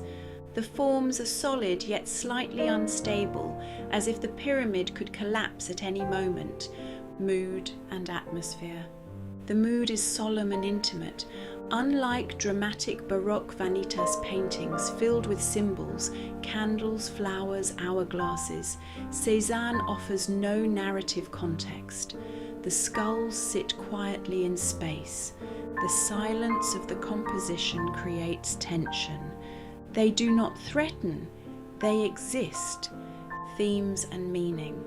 Skulls have long symbolized mortality in Western art, but Cézanne's treatment feels different. No moral lesson, no religious symbolism, no theatrical lighting. Instead, the skulls become pure form and structure, almost architectural. Heads of tortured victims. The painting, often referred to as Heads of Tortured Victims, circa 1818 to 1819, by Theodore Géricault, is a stark, gruesome study of human mortality, created in preparation for his masterpiece, The Raft of the Medusa. The work features two severed, disembodied heads, one female and one male, depicted with intense realism to explore themes of violence, death, and political protest. Authentic horror. To achieve maximum realism, Géricault famously kept severed limbs and decapitated heads, obtained from a nearby hospital, and guillotine victims in his studio to paint from life, the subjects. The painting shows two heads, possibly victims of the guillotine. The female head, left, depicted with pale white skin and closed eyes, conveying a sense of finality. The male head, right, depicted with an open mouth and vacant eyes, staring past the viewer, suggesting a sudden, painful end. Realism in detail. The neck areas show jagged, rough marks, highlighting the brutal nature of the decapitation. The loose brush strokes enhance the dramatic, raw feeling of the scene. Art of Ken Curry. Ken Curry, born 1960 in North Shields, North Tyneside, England, is a Scottish artist known for figurative painting and portraits. In his early career in the 1980s, he was associated with the New Glasgow Boys group of artists. Curry was elected to the Royal Scottish Academy in 2024. His work often deals with the themes of class, illness, and decay. Curry says he wants his work to hover in that area between beauty and horror. His work is in many major collections, including the Tate, Scottish National Gallery of Modern Art, Yale Center for British Art, and the New York Public Library.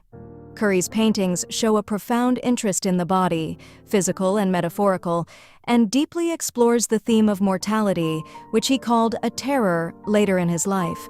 A lot of Curry's work features subjects in front of inky, dark backgrounds. This stylistic element has developed while he was studying surgeons and experienced the darkness and spotlight of an operating theater. Curry himself says he wants to depict something emerging out of darkness and admits that it has a theatrical element to it. In a 2013 interview, Curry named figurative painter Francis Bacon as his idol. In the same interview, he says he worships 17th century Spanish painter Diego Velázquez, Pogo the Clown. Few criminals in American history have inspired as much horror and morbid fascination as John Wayne Gacy. Convicted in 1980 of murdering 33 boys and young men, he spent most of his remaining years on death row at Menard Correctional Center in Illinois. There, he became a prolific painter. It is estimated that he created some 2,000 works, often depicting clowns, notably his Pogo the Clown persona, skulls, celebrities, and historical figures. Gacy's artwork found enthusiastic buyers, and, before being executed in 1994, he reportedly earned about $30,000 from sales. Today, his works remain popular and controversial murderabilia, with his paintings of Pogo the Clown among the most valuable. Although often regarded as morbid curiosities, murderabilia items have been criticized for amplifying the notoriety of criminals and causing additional suffering for victims' families. Andy Kahan, a victims' rights advocate, has sought to halt the sale of such material, saying, "It's one of the most nauseating and disgusting feelings in the world when you find out the person who murdered one of your loved ones now has items being hawked by third parties for pure profit." However, Given the enduring fascination with true crime, such items will likely remain in demand. Deterioration of mind over matter. One painting, entitled "The Deterioration of Mind Over Matter," is a frightening picture of a decomposing human skull firmly ensconced on some devilish birdcage in which the raw gore of man's physical being lies lifeless at the base. The parting flesh of the skull is secured by a trompe-l'oeil safety pin. This is truly an image that could have been utilized in the former issues of Tales from the Crypt. In fact, it brings to mind in its own scary way the imaginations of Edgar Allan Poe. The poem, "The Conqueror Worm," comes to mind immediately. But see, amid the mimic rout, a crawling shape intrude, a blood-red thing that writhes from out. The scenic solitude, it writhes with mortal pangs. The mimes become its food, and the angels sob at vermin fangs, in human gore imbued. Diomedes devoured by his horses. French symbolist artist Gustave Moreau, depicting the violent end of the Thracian king Diomedes from Greek mythology. As part of his 8th labor, Hercules feeds the cruel king to his own, man-eating horses after they devoured a friend of the hero. The dead mother.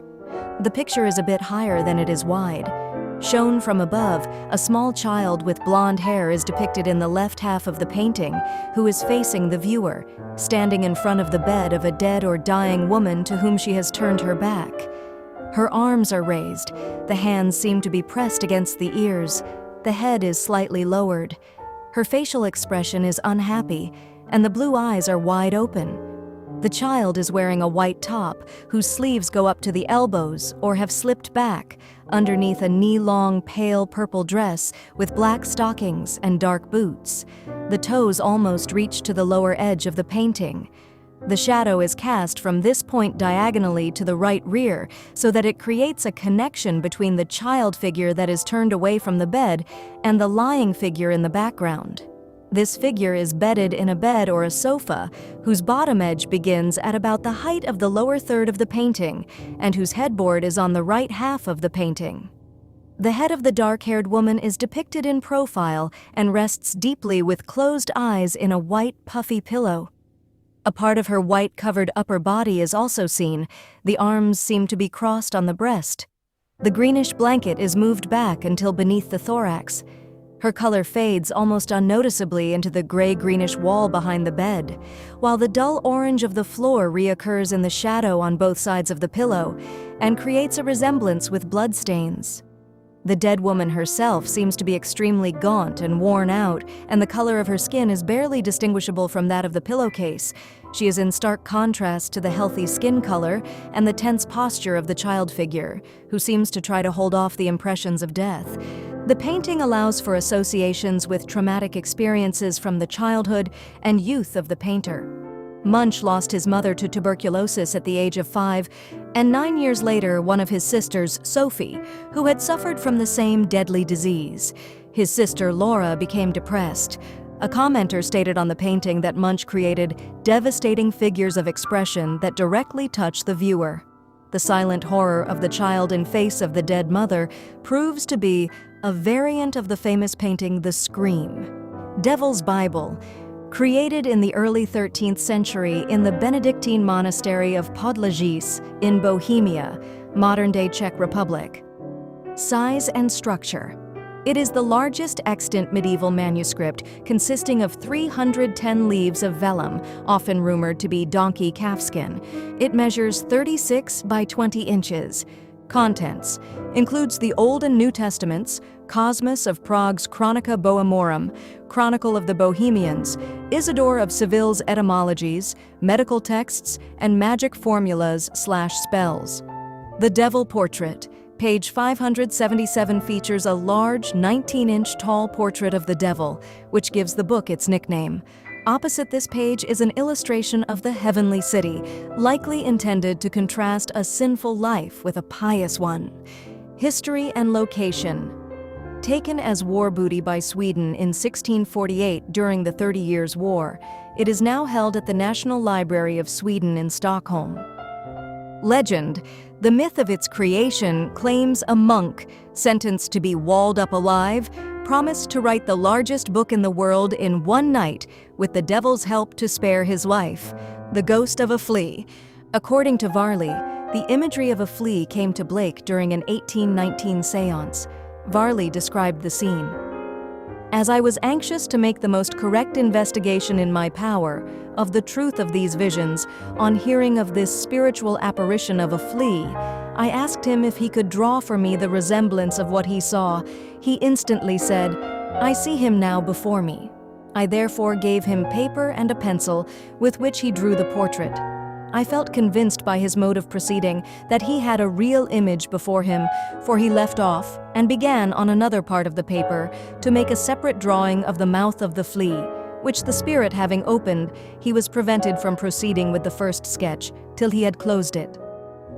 Blake's Victorian biographer Alexander Gilchrist, 1828 to 1861, wrote that 3 decades earlier in 1790, Blake, for the only time in his life, saw a ghost. Standing one evening at his garden door in Lambeth and chancing to look up, he saw a horrible, grim figure, scaly, speckled, very awful, stalking downstairs towards him. More frightened than ever before or after, he took to his heels and ran out of the house. Blake often said that he was joined by invisible sitters as he drew them, including, he claimed, a number of angels, Voltaire, Moses, and the flea, who told him that fleas were inhabited by the souls of such men as were by nature bloodthirsty to excess. One of Blake's obituaries stated that the flea communicated to Mr. Blake what passed, as related to himself, at the creation. "It was first intended," said he, the flea, "to make me as big as a bullock. But then when it was considered from my construction, so armed and so powerful withal, that in proportion to my bulk, mischievous as I now am, that I should have been a too mighty destroyer, it was determined to make me no bigger than I am." The racetrack, death on a pale horse. The tragic event. The painting stemmed from a true story in 1888 when a waiter at the Hotel Albert, where Ryder lived, lost his life savings on a horse named Hanover and subsequently killed himself. Symbolism. Ryder utilized macabre medieval imagery to represent the tragedy, including a skeletal figure representing death and a snake in the foreground symbolizing evil and temptation. Creation process. Known for his slow, obsessive, and reclusive technique, Ryder worked on this oil-on-canvas painting for over a decade, roughly 1896 to 1908. Meaning, the painting serves as a dark allegory of fate and the fragility of life.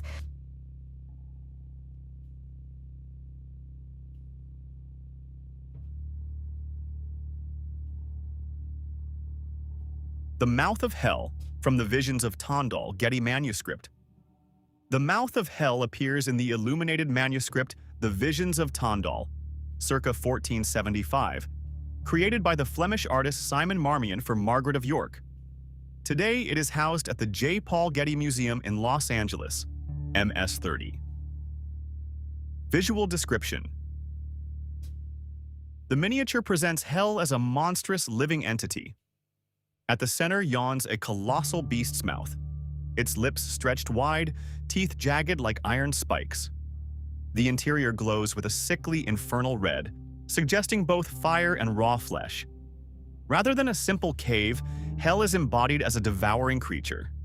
Inside and around the mouth, naked souls tumble helplessly toward the throat. Demons with dark, leathery wings drag victims forward. Some damned figures are pierced, bitten, or crushed. Flames lick upward, illuminating writhing bodies in sharp, unnatural light. The background is often rendered in deep blues or blacks, making the fiery reds and pale human forms stand out dramatically. The contrast heightens the horror. Symbolism and meaning. The image illustrates a scene from the medieval Christian text, The Vision of Tondal, in which the Irish knight Tondal is guided through hell, purgatory, and heaven. The hellmouth motif was common in medieval art, but here it is especially vivid. The beast's mouth symbolizes Satan or hell itself as a consuming force. The devouring imagery reflects spiritual damnation as eternal consumption. The small scale of humans emphasizes their helplessness against divine judgment. Unlike later Renaissance depictions that emphasize anatomical realism, this illumination feels theatrical and symbolic, more like a moral warning than a naturalistic scene. Saisaburo, Cruelli. Murders Ohagi, Tsukioka Yoshitoshi. Saisaburo cruelly murders. Ohagi is a shocking ukiyo-e print by Tsukioka Yoshitoshi, created in the 1860s. It belongs to his infamous series Eimei Niju Hashuku, 28 Famous Murders with Verse, a collection that explored violent episodes from Japanese history and legend. Visual description. The scene is set indoors, in a traditional Japanese room. At the center stands Saisaburo, caught in the act of attacking Ohagi. His body twists with force and intensity. His expression is fierce and unrestrained, eyes wide, mouth tense, conveying sudden rage. Ohagi's figure collapses backward under the assault. Her kimono spills around her in dramatic folds. The fabric's bright colors contrast sharply with the violence unfolding. The room is quiet and domestic. Tatami mats beneath them, sliding shoji screens, carefully patterned textiles. This ordinary setting heightens the shock of the act. Yoshitoshi composes the image diagonally, creating motion and imbalance. The eye is drawn along the attacker's arm and down toward the victim, intensifying the sense of immediacy. Style and technique. Yoshitoshi was working during the late Edo period, a time of political instability and social anxiety. His work combines bold line work, expressive figures, richly colored garments, dramatic emotional tension. Unlike Western painting, this is a woodblock print. Flat planes of color, yet deeply theatrical. The violence is stylized rather than naturalistic, but emotionally powerful. Context and meaning. The 28 Famous Murders series was controversial. It emerged during a period when sensational crime stories were popular among the public. These prints reflected fascination with brutality, but also served as moral cautionary tales. Yoshitoshi's art often explored psychological extremes, madness, jealousy, the darker side of human emotion. Rather than glorifying violence, many scholars argue he was exposing the fragility of social order in a rapidly changing Japan. Atmosphere. The image feels intimate and suffocating. There are no witnesses, only the two figures locked in a tragic moment. The decorative beauty of the kimono and interior sharply contrasts with the cruelty of the act, making the scene even more disturbing. It is a work that captures both the elegance of ukiyo-e and the unsettling undercurrents of its era. The Great Red Dragon and the Beast from the Sea, circa 1805 to 1810. By William Blake. One of the most arresting images in romantic art, The Great Red Dragon and the Beast from the Sea is part of a series Blake created to illustrate the biblical book of Revelation. The painting is now housed in the Brooklyn Museum. Visual description. The composition is dominated by a towering, muscular red dragon viewed from behind. Its vast, bat-like wings stretch nearly edge to edge across the page. The body is powerful, almost anatomically exaggerated, sinews and muscles defined with sculptural intensity. The dragon's tail coils downward into darkness. Below the dragon, near the shoreline, rises the beast from the sea, a smaller, horned, shadowy creature emerging from the water. The sea is dark and still, contrasting with the fiery tones of the dragon. The background is minimal, a narrow strip of land and water beneath a dim sky, allowing the red dragon's body to dominate the entire scene. Color and light. Blake uses deep crimson and burnt orange for the dragon, muted blues and grays for the sea. Stark contrast between light and shadow. The dragon appears illuminated from within, as though glowing with infernal energy. Its wings create an enclosing shape, almost like a cathedral vault, but one of dread rather than sanctuary. Biblical context. The subject comes from Revelation 12 to 13 in the New Testament. The great red dragon represents Satan.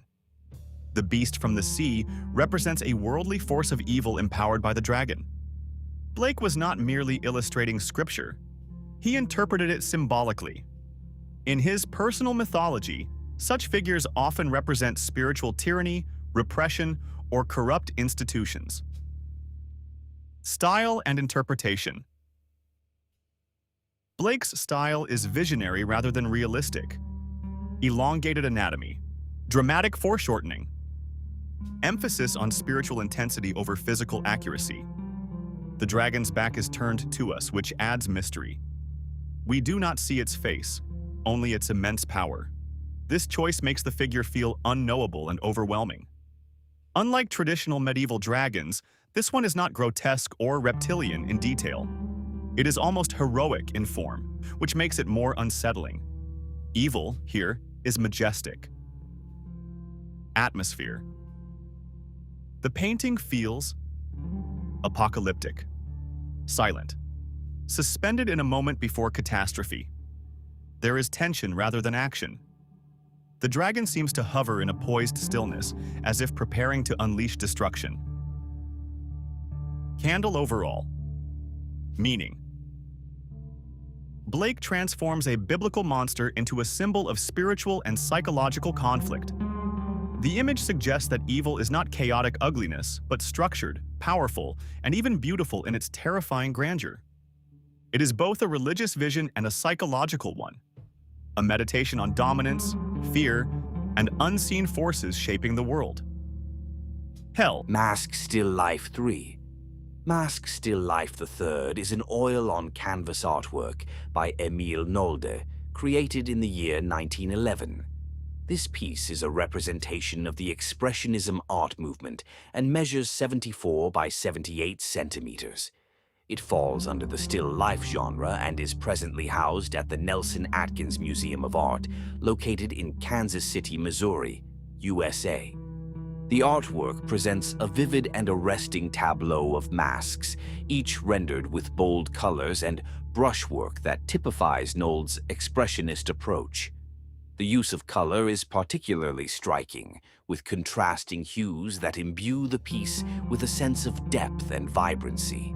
The masks depicted are stylized, each exhibiting distinctive emotional characteristics, from the sinister and sardonic to the grotesque and enigmatic. Nolde's technique involves thickly applied paint and a rich palette, contributing to the intensity and emotional resonance of the work. The masks, likely inspired by non-Western art, which was of immense interest to many avant-garde artists of the time, stand out against a background that, although less detailed, still vibrates with color and painterly energy. With Mask Still Life 3, Nolde captures the tension between the facades we wear and the primordial emotions they can conceal or express, a theme as relevant to the contemporary viewer as it was in the early 20th century when the artwork was conceived. Circa 1467 to 1471. From The Last Judgment Triptych. By Hans Memling. Hell is the right-hand panel of The Last Judgment Triptych, painted by Hans Memling in the late 15th century. The full triptych is now housed in the National Museum in Gdansk, Poland. Visual description. Memling's Hell is a landscape of torment set against a dark, fiery sky. Unlike later chaotic depictions of damnation, this hell is carefully organized and precise. A black, cavernous entrance opens into the earth like a monstrous gate. Flames rise in controlled bursts rather than wild infernos. Demons with bat-like wings, horns, and reptilian features drag naked souls toward punishment. The damned are shown in various states of fear and resistance. Some are pulled by the hair, others are bound or pushed downward. A few twist in anguish as they are forced toward the abyss. The figures are slender and pale, rendered with Memling's characteristic elegance, even in suffering. Style and detail. Memling worked in the Northern Renaissance tradition. Fine, delicate brushwork. Smooth, luminous skin tones. clear, crisp outlines, careful attention to anatomy. Despite the horrific subject, the painting is not chaotic. The composition is structured, almost serene in its clarity. Every demon and human figure is placed with intention. The contrast between the beauty of the technique and the cruelty of the subject creates emotional tension. The demons. The demons are imaginative but restrained compared to artists like Bosch. They appear as hybrid creatures: scaly limbs, clawed hands, leathery wings, animalistic faces. They are not exaggerated grotesques. Instead, they function as efficient agents of divine justice. Atmosphere. The mood is solemn rather than frenzied. This is not a theatrical spectacle of horror. It is a judicial outcome.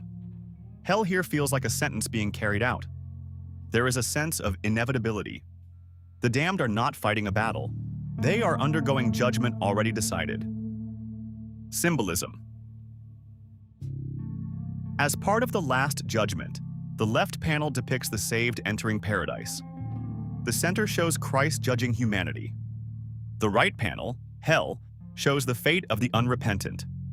Memling's Hell serves as moral instruction, reminding viewers of eternal consequences. Nose, 1904. By Sascha Schneider.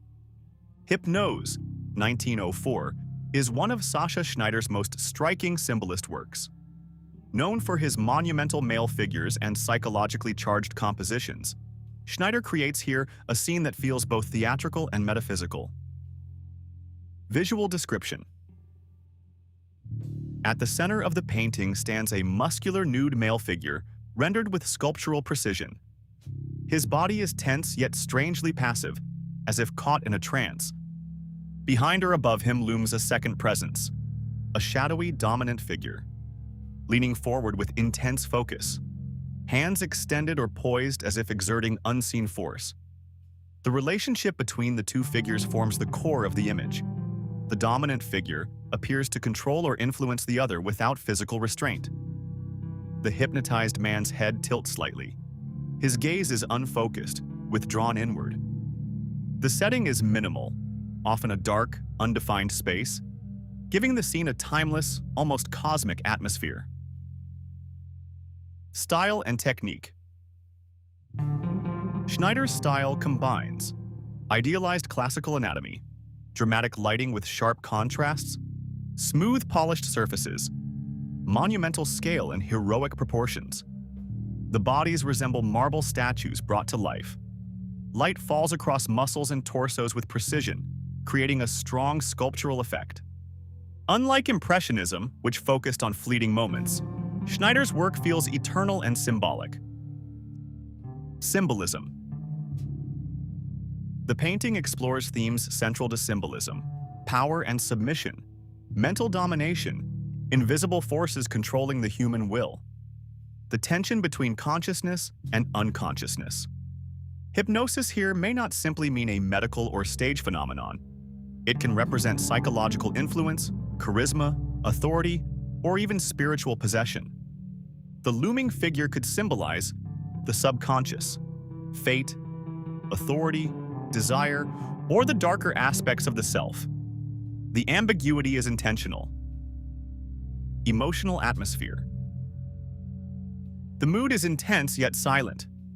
There is no struggle, no visible violence, only control.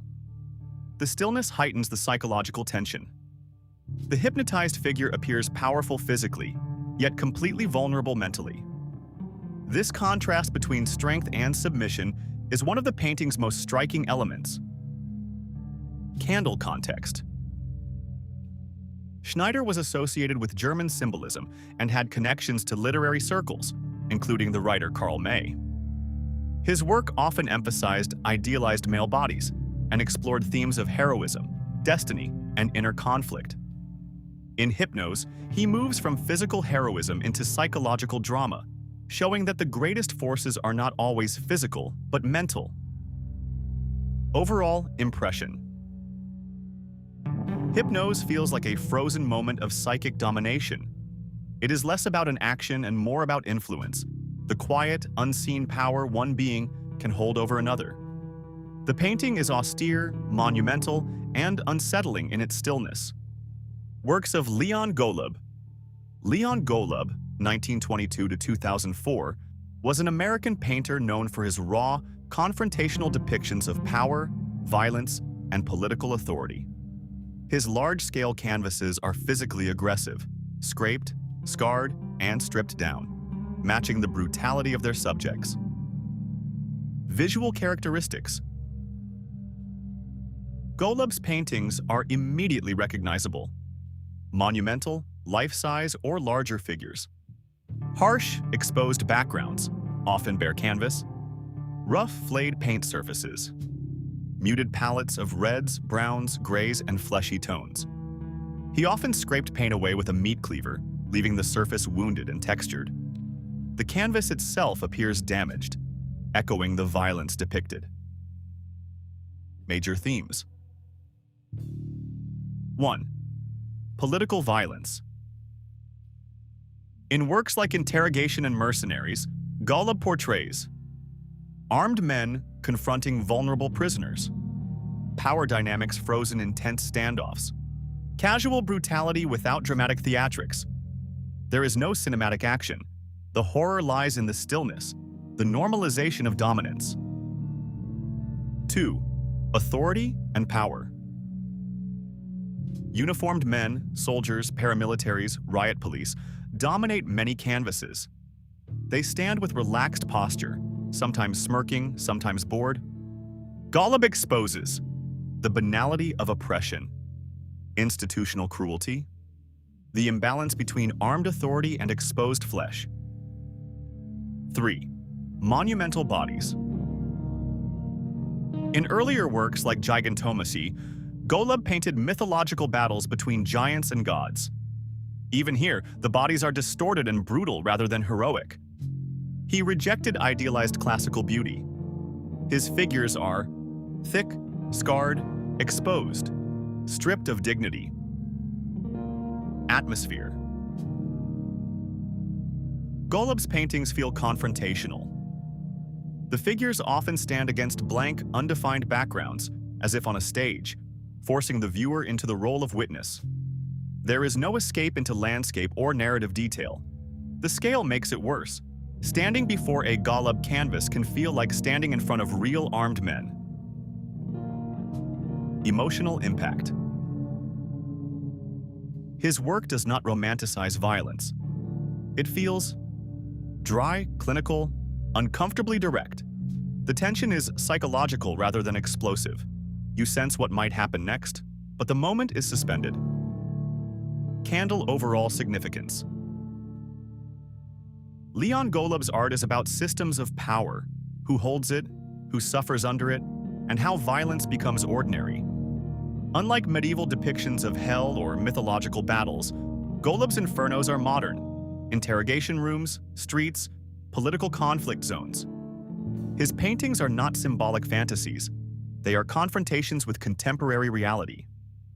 Figure with Meat, 1954, by Francis Bacon. Figure with Meat is one of Francis Bacon's most disturbing and powerful works. Painted in 1954, it shows a solitary figure seated between two massive hanging carcasses of beef. The painting is now in the collection of the Art Institute of Chicago. Visual description. At the center sits a man in dark clothing, rigid and frontal, enclosed within a faint geometric frame. His face is blurred, smeared, almost dissolving. His mouth appears open, not clearly screaming, but caught in an ambiguous expression between speech and anguish. His body is upright, almost throne-like in posture. On either side of him hang two enormous slabs of raw meat. Deep reds and fleshy pinks. White streaks of fat. Rib bones exposed. Paint applied thickly, almost viscous. The meat dominates the composition. It frames the seated figure like grotesque curtains. Behind him is a dark background, heavy and oppressive. The space feels claustrophobic. The meat. The carcasses are based partly on Rembrandt's Slaughtered Ox, but Bacon intensifies their physicality. They are not symbolic abstractions. They feel raw and tactile. The paint handling makes the flesh appear wet and heavy. The meat mirrors the human figure. Both are flesh. Both are vulnerable. Both are mortal. The distinction between human and animal seems to collapse. The figure. The seated man resembles Bacon's recurring screaming Pope imagery, inspired by Velázquez's portrait of Pope Innocent X. However, unlike Velázquez's dignified authority, Bacon's figure appears isolated and existentially exposed. The faint cage-like lines around him create a sense of confinement, a stage-like enclosure, psychological imprisonment. Style and technique. Bacon uses violent brushstrokes, smearing and dragging of paint, thick impasto for the meat, blurred, distorted facial features. The contrast between the precise architectural framing and the chaotic flesh intensifies the emotional tension. Atmosphere. The mood is oppressive, visceral, and silent. There is no narrative action, no blood is flowing. Yet the image feels violent simply through its presence. It suggests the fragility of the body, the inevitability of decay, the isolation of modern existence. Candle interpretation.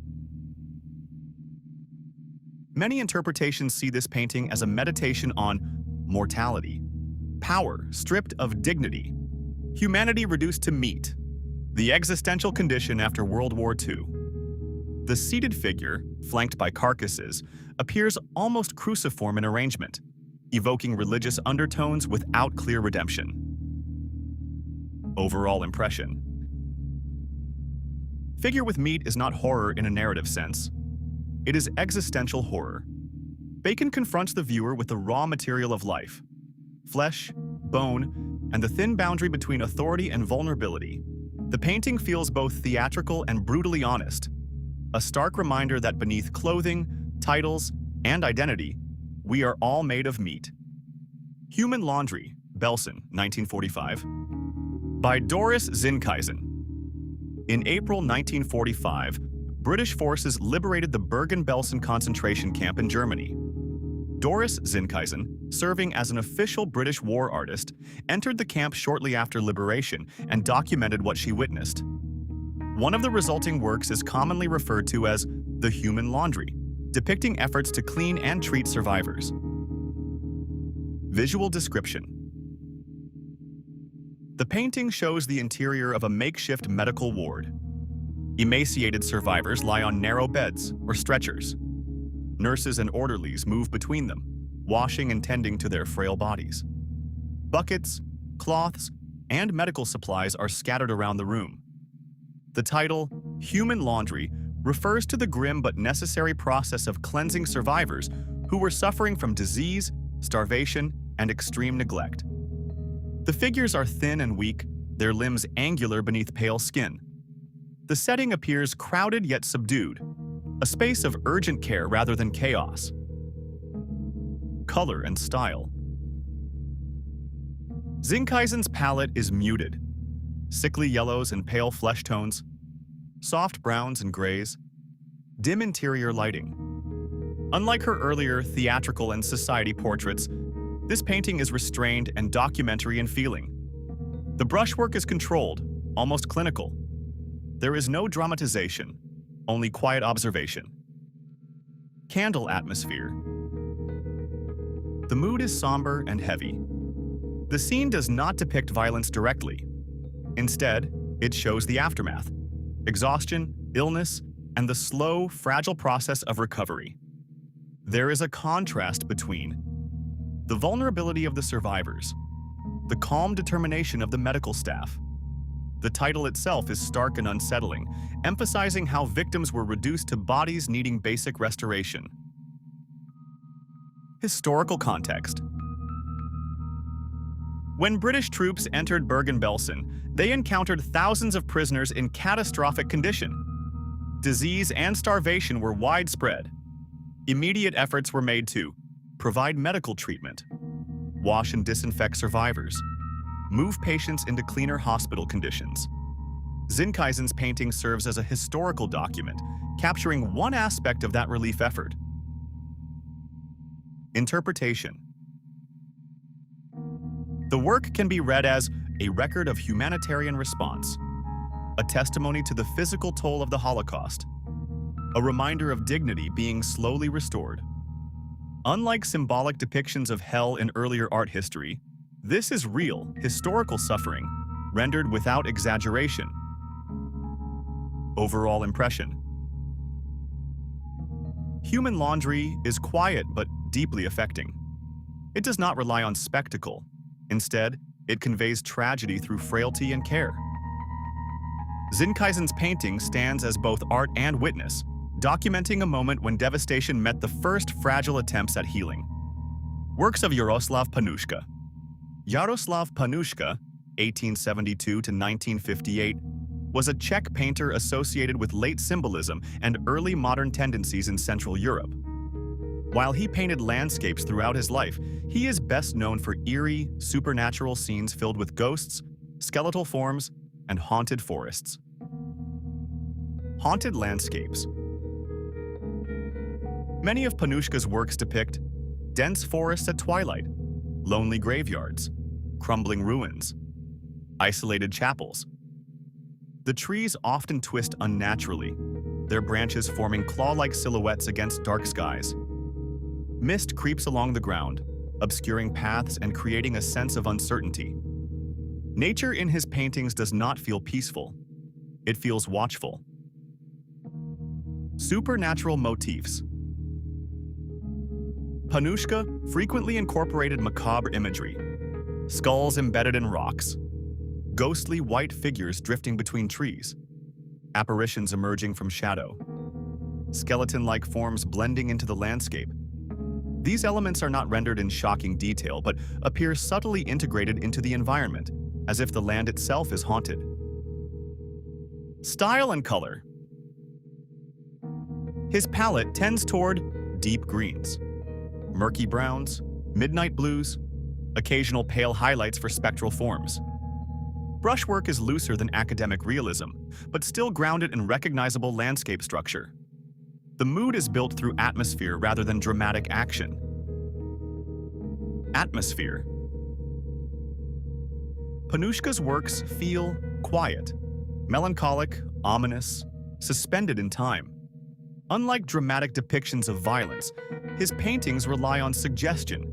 The tension lies in what might be present in the shadows. There is often no human protagonist, only traces of death and memory embedded in nature.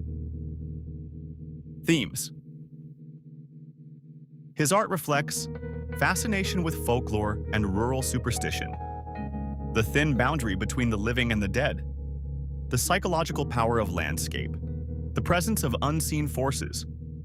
In this sense, his work bridges symbolism and early modern psychological exploration. Overall impression. Jaroslav Panuška's paintings transform ordinary countryside scenes into spaces of quiet dread. The horror is not explosive but lingering, as if the viewer has wandered into a place where history and spirits have not fully departed. His art stands as a Central European contribution to the darker side of symbolist landscape painting. The Mouth of Hell, circa 1440. From the Hours of Catherine of Cleves, by the master of Catherine of Cleves. The Hours of Catherine of Cleves, circa 1440, is one of the most lavishly illuminated manuscripts of the Northern Renaissance. Among its most striking miniatures is The Mouth of Hell, a vivid depiction of damnation rendered with remarkable imagination and detail. Visual description. Hell is portrayed as a gigantic, monstrous mouth, a living creature forming the entrance to eternal punishment. The lips are thick and fleshy, stretched wide. Teeth curve inward like iron spikes. The interior glows with deep reds and fiery oranges. Inside the mouth, small, naked souls tumble downward. Demonic figures push and herd them inward. Flames flicker in confined, suffocating space. The scale is dramatic. The monstrous head dwarfs the human figures, emphasizing their helplessness. Outside the mouth, demons with grotesque features, horns, claws, scaled skin, oversee the descent. The background is dark and compressed, intensifying the claustrophobic effect. Artistic style. The illumination reflects the refined precision of early Netherlandish manuscript art. Jewel-like colors. Fine, delicate brushwork. Careful shading and modeling. Intricate border decoration surrounding the scene. Unlike later chaotic hellscapes, this image is tightly composed. Every demon and soul is clearly placed. The contrast between the beauty of execution and the horror of subject is striking. Symbolism. The hellmouth was a common medieval motif symbolizing hell as a devouring beast, the consuming nature of sin, the inevitability of divine judgment. In a Book of Hours, a devotional text for private prayer, such imagery served as moral instruction. It reminded viewers of the consequences of sin and the need for repentance. Atmosphere. The scene feels both theatrical and terrifying. There is no open landscape, only confinement and ingestion. Hell is not distant. It is immediate and active. Despite the miniature's small physical size, its psychological impact is immense. Overall impression. The Mouth of Hell in the Hours of Catherine of Cleves transforms theology into a vivid visual warning. The monstrous face dominates the page, reducing humanity to fragile figures swallowed by eternal consequence. It is a masterpiece of medieval imagination, combining devotional purpose with unforgettable imagery. Zoran Mušić, 1909 to 2005, was a Slovenian-born painter whose work spans lyrical landscapes and some of the most restrained yet devastating images of 20th century suffering. A survivor of Dachau concentration camp, Mušić transformed personal trauma into a stark, haunting visual language. Early landscapes. Before World War II, Mušić painted soft, sunlit Dalmatian hills, sparse villages, quiet, open plains. His palette was subdued, dusty ochres, pale blues, muted greens. The compositions were simplified and rhythmic, emphasizing stillness and solitude. Even here, the mood often felt melancholic rather than idyllic. Dachau drawings, 1945. While imprisoned in Dachau, Mušić secretly made drawings documenting what he witnessed. These works show emaciated bodies lying close together, limbs reduced to angular lines, faces hollow and expressionless. The lines are spare and fragile. There is no theatrical drama, only the weight of stillness. We are not the last. In the 1970s, Mušić returned to the memory of the camps in his series often titled, We Are Not the Last. Here, skeletal figures stretch across barren, undefined landscapes. Bodies are elongated and flattened. Flesh tones become gray, ashen, nearly dissolving into earth. The ground and bodies blend into one plane. The figures are not individualized. They feel anonymous, collective, representing humanity rather than specific people. The title suggests that such suffering is not confined to one historical moment. Style and technique. Mušić's mature style is characterized by thin, dry brushwork, limited, dusty color palette, flattened space, fragile, almost fading outlines. His paintings feel aged, like memories already receding. Unlike artists who depict violence with forceful gesture, Mušić uses restraint. The horror is quiet, contemplative. Atmosphere. His works feel silent, desert-like, timeless, suspended between memory and oblivion. There is little movement. The figures lie or drift across the canvas, as if time itself has slowed. Themes.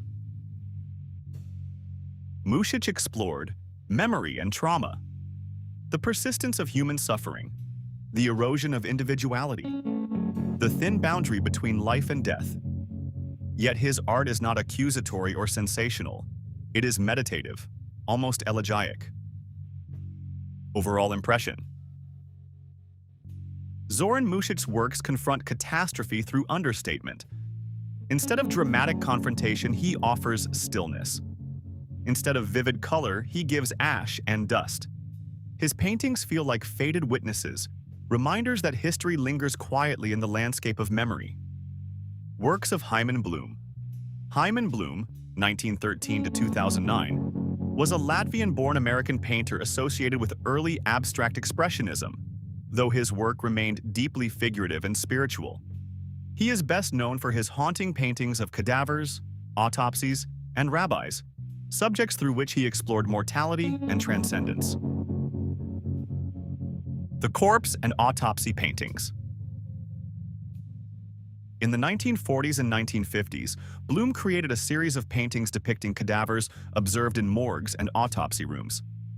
These works show human bodies laid out on tables, exposed flesh rendered in thick, luminous paint, surfaces built with heavy impasto.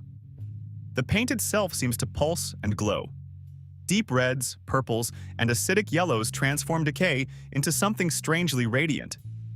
Rather than focusing on gore, Bloom emphasized texture and color, turning decomposition into a meditation on transformation. Spiritual figures. Another recurring theme in Bloom's work is the image of rabbis and spiritual leaders. Figures wrapped in dark garments, faces illuminated from within shadow. Brushwork, energetic yet reverent. These paintings suggest inward contemplation, mystical intensity, and spiritual depth. Bloom was influenced by Jewish mysticism, and this spiritual sensibility permeates even his most unsettling works. Style and technique. Bloom's technique combines thick, expressive brushstrokes, dense layering of paint, intense, glowing color contrasts, emotional rather than anatomical realism. His canvases feel alive through paint movement alone. Flesh becomes almost abstract in its swirling forms. Atmosphere. Bloom's work feels introspective, meditative, uneasy yet luminous. There is confrontation with death, but also fascination. The cadaver paintings are not cold or clinical. They vibrate with energy. Themes.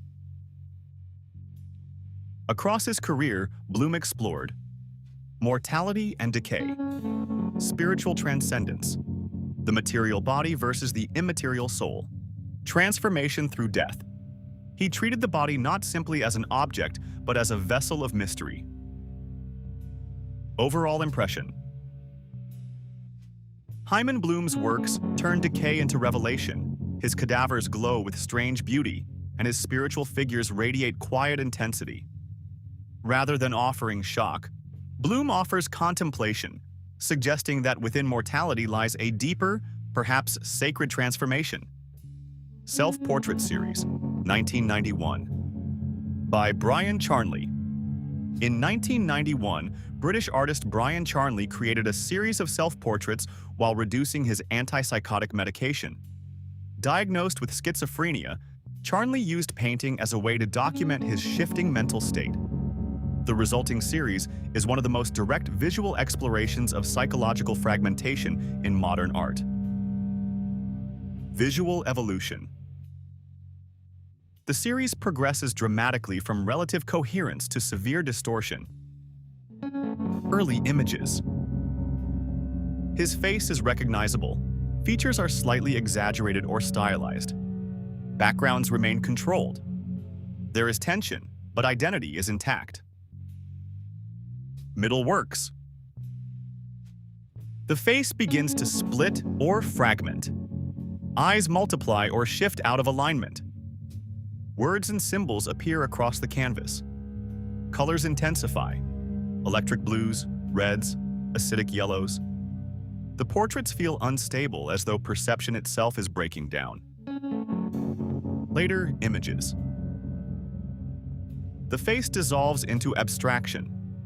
Facial features are displaced, erased, or replaced with symbols. Text intrudes into the composition. The figure appears overwhelmed by intrusive forms. Identity becomes almost unreadable. Style and technique. Charnley combines expressionist distortion, symbolic imagery, bold, often clashing colors, flattened confrontational compositions. Unlike classical self-portraits that seek likeness, these paintings explore internal experience rather than external appearance. The brushwork is intense but controlled. The chaos is intentional, not accidental.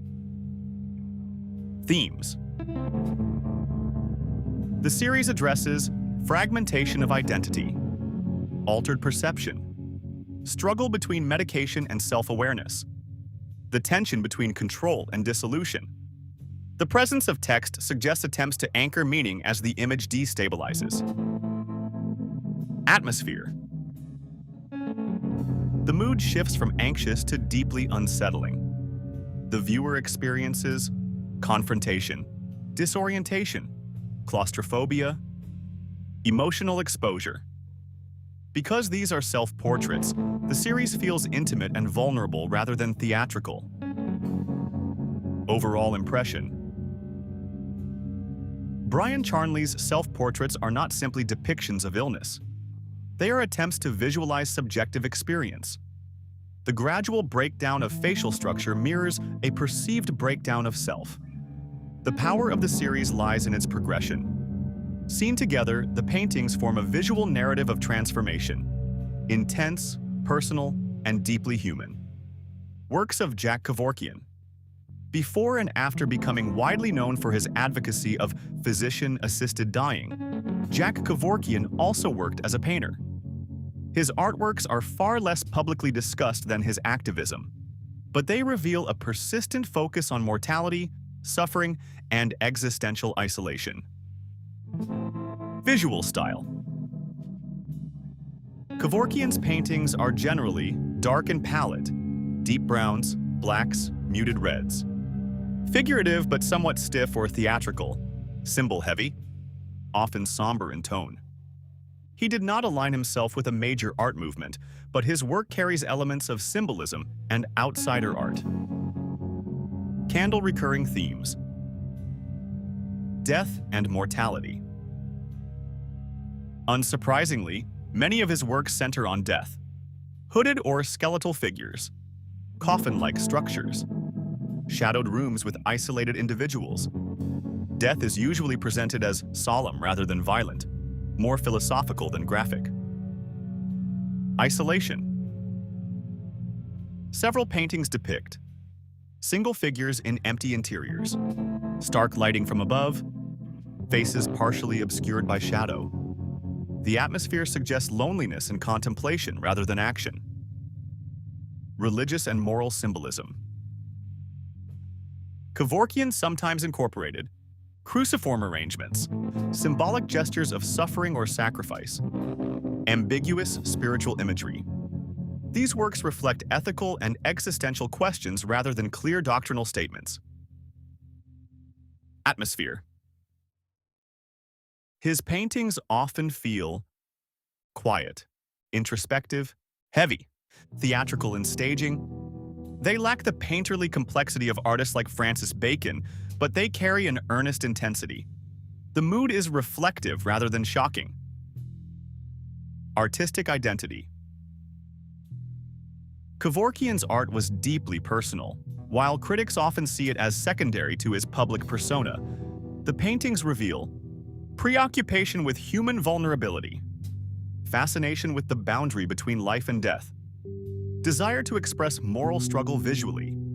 His artistic output reflects a consistent meditation on mortality long before it became central to his public life.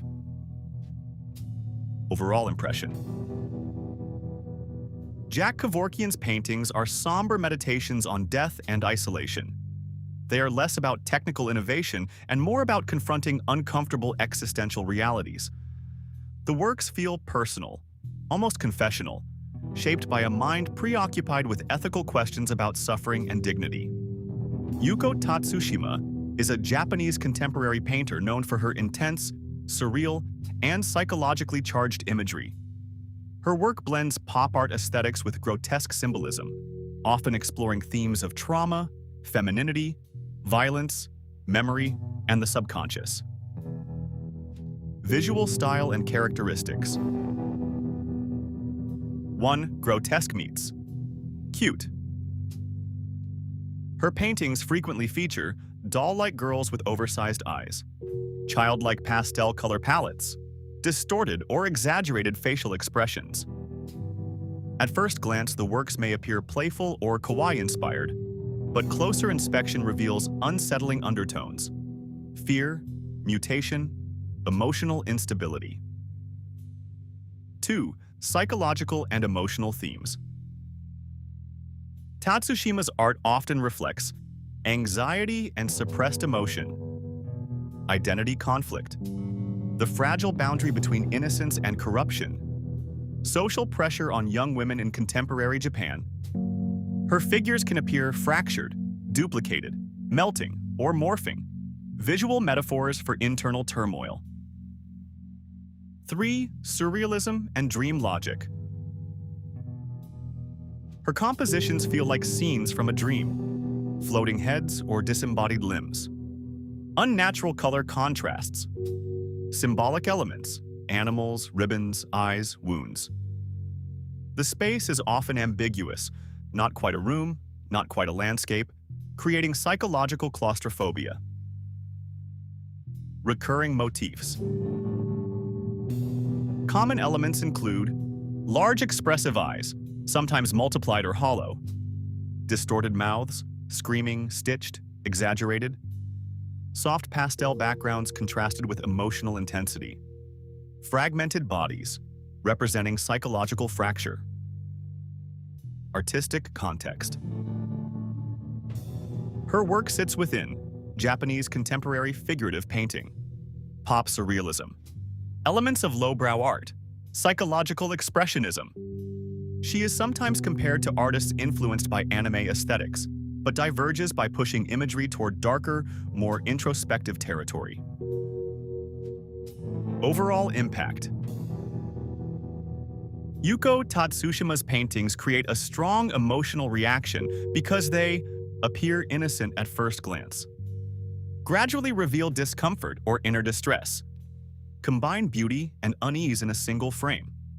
Her art feels like looking into a diary written in symbols, vulnerable, unsettling, and deeply personal. The Lonely House on Adachi Moor in northern Japan by Utagawa Hiroshige. This haunting woodblock print by Utagawa Hiroshige depicts a solitary hut standing on Adachi Moor, Adachigahara, in northern Japan. The scene is rooted in Japanese folklore and carries a strong sense of isolation, melancholy, and quiet dread. Adachi Moor is associated with the legend of a demon hag, Onibaba, who lived alone in a desolate hut and lured travelers to their deaths. The story became popular in Japanese literature and no theater, especially in the play Adachigahara. In the legend, a wandering monk seeks shelter in a lonely house. He discovers the old woman is actually a demon. The house stands in a barren, haunted landscape. Hiroshige does not explicitly show violence or horror. Instead, he captures the atmosphere before the terror, the psychological unease of approaching something unknown. Hiroshige was a master of mood through landscape. In this work, the hut, small and fragile, almost swallowed by the emptiness. The landscape, wide, flat moorland under a cold sky. Color palette, muted blues, grays, and earth tones create emotional distance. Human presence. If figures appear, they are tiny, emphasizing vulnerability. The emptiness is the true subject. The house is not just lonely, it feels abandoned by the world itself. Art of Anatoly Fomenko. Anatoly Fomenko, born 1945, is a renowned Russian mathematician, academician, and artist known for creating over 280 intricate monochrome graphic works that visualize abstract topological concepts such as multidimensional spaces, minimal surfaces, and Hamiltonian systems. His surrealist, often black and white art blends mathematics with at times surreal or dystopian themes appearing in his own technical publications. The Art of Issei Sagawa. Issei Sagawa, 1949 to 2022, is primarily known for a shocking crime committed in Paris in 1981, but after returning to Japan, he spent decades producing drawings, manga-style illustrations, and written works. His art cannot be separated from his notoriety, and that context heavily shapes how it is interpreted. The Rain Woman.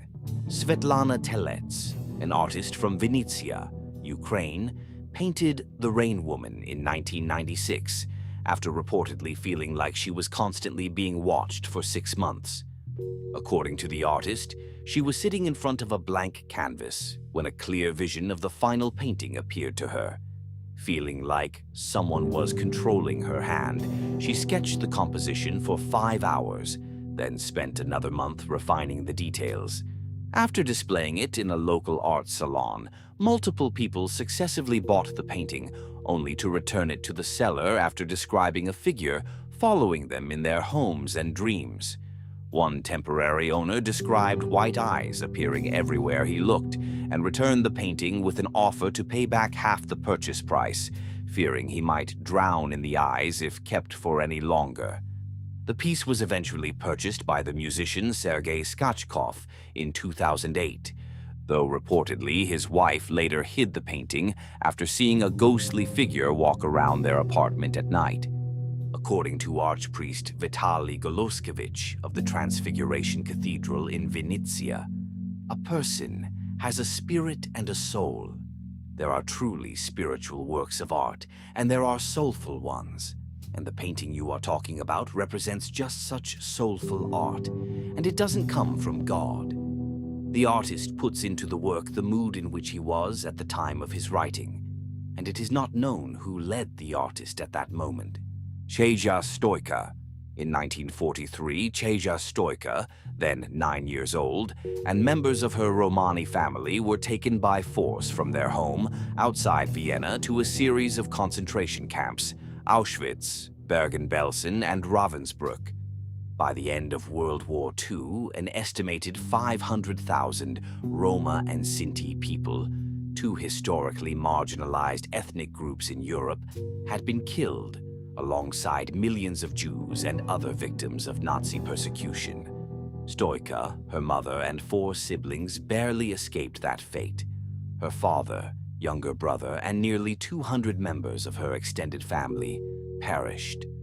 Only decades later, well into her 50s, did Stoica begin speaking out about her traumatic experiences, first in a 1988 memoir, We Live in Secrecy, Memories of a Romney Gypsy, and then in paintings and drawings that drew attention to the often overlooked history of the Roma genocide.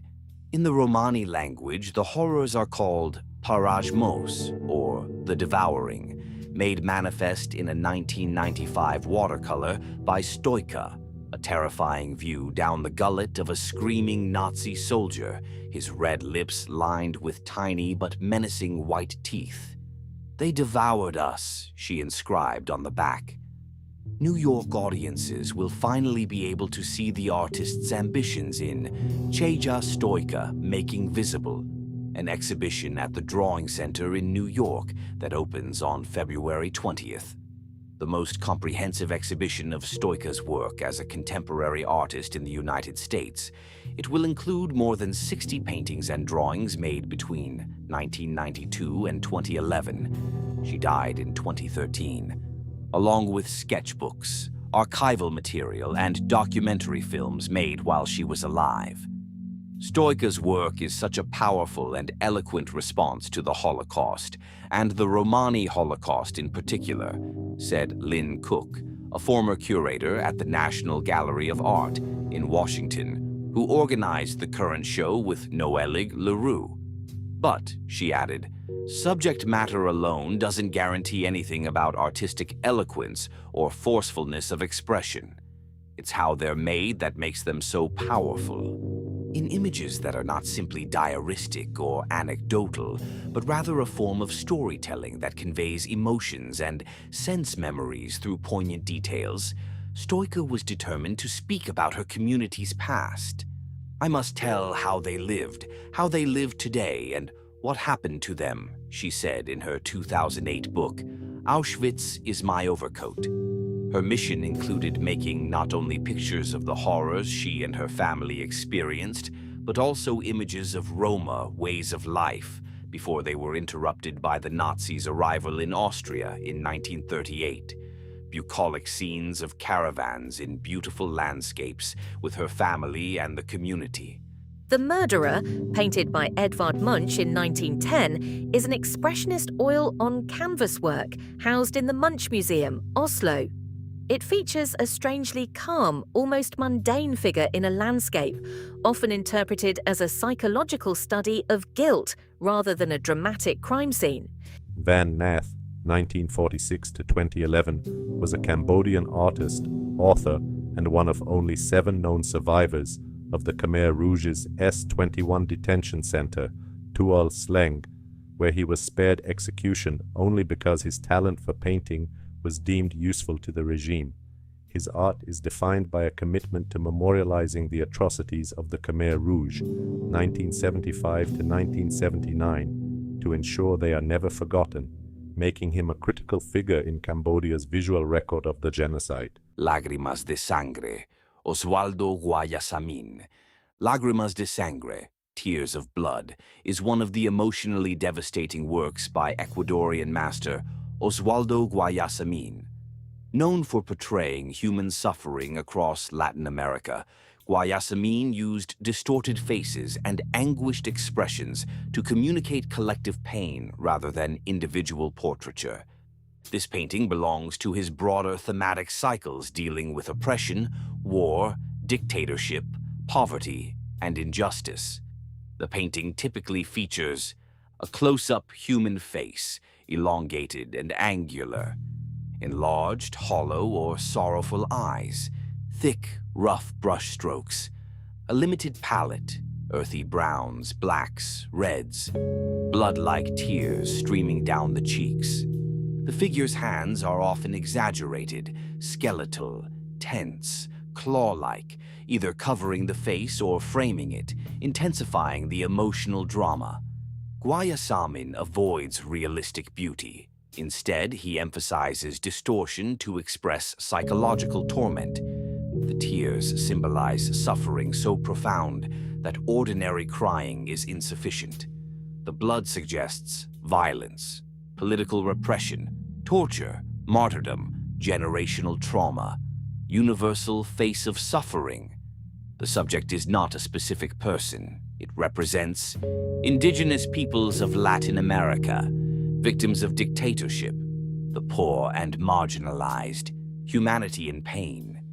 Guayasamín once said his work was meant to hurt like a wound. This painting embodies that philosophy. Edith Birkin, painter in acrylic and teacher, born in Prague, Czechoslovakia. Birkin was deported to Lodz, Poland in 1941, to Auschwitz in 1944, and then to a labor camp. January 1945 saw her on a death march through snow. Then in March, she was sent by cattle truck to Belsen. Upon being liberated in 1945, she returned to Prague, but finding no family or friend there, joined her older sister in England, where she married and had children. She first studied painting in 1970s at Tetherdown Adult Education Center, then at Camden Arts Center. As a school teacher, she was involved in remedial work. Moved to Hereford in 1980, 3 years later beginning a long series of works, Memories of the Holocaust. Anton Gill's Journey Back from Hell, the front cover of Ronnie Landau's The Nazi Holocaust, and cover of Voices from the Holocaust, a British Library audio set, all featured Birkin's work. John Longstaff's Sirens. The Sirens, 1892, by John Longstaff, is a captivating piece of art that embodies the essence of the symbolist movement, a period that sought to express the ineffable and the emotional through symbolic representation. Longstaff, an Australian artist, is known for his ability to capture the human condition in his works, and The Sirens is no exception. The painting depicts the mythical sirens from Greek mythology, creatures known for their enchanting voices that lured sailors to their doom. Longstaff's interpretation of these figures is both haunting and mesmerizing, a testament to his mastery of the symbolist style. The Hiroshima panels. The Hiroshima panels, Yuenbao no Tu, Genbaku no Zu, are a series of 15 painted folding panels by the collaborative husband and wife artists Toshi Maruki and Iri Maruki, completed over a span of 32 years, 1950 to 1982.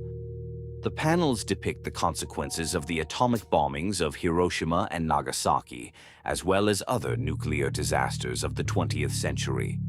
Each panel stands 1.8 meters by 7.2 meters. The 15 Hiroshima panels. I Ghosts, Yu Ling, Yu Rei, Qian Jiu Bai Wu Shi.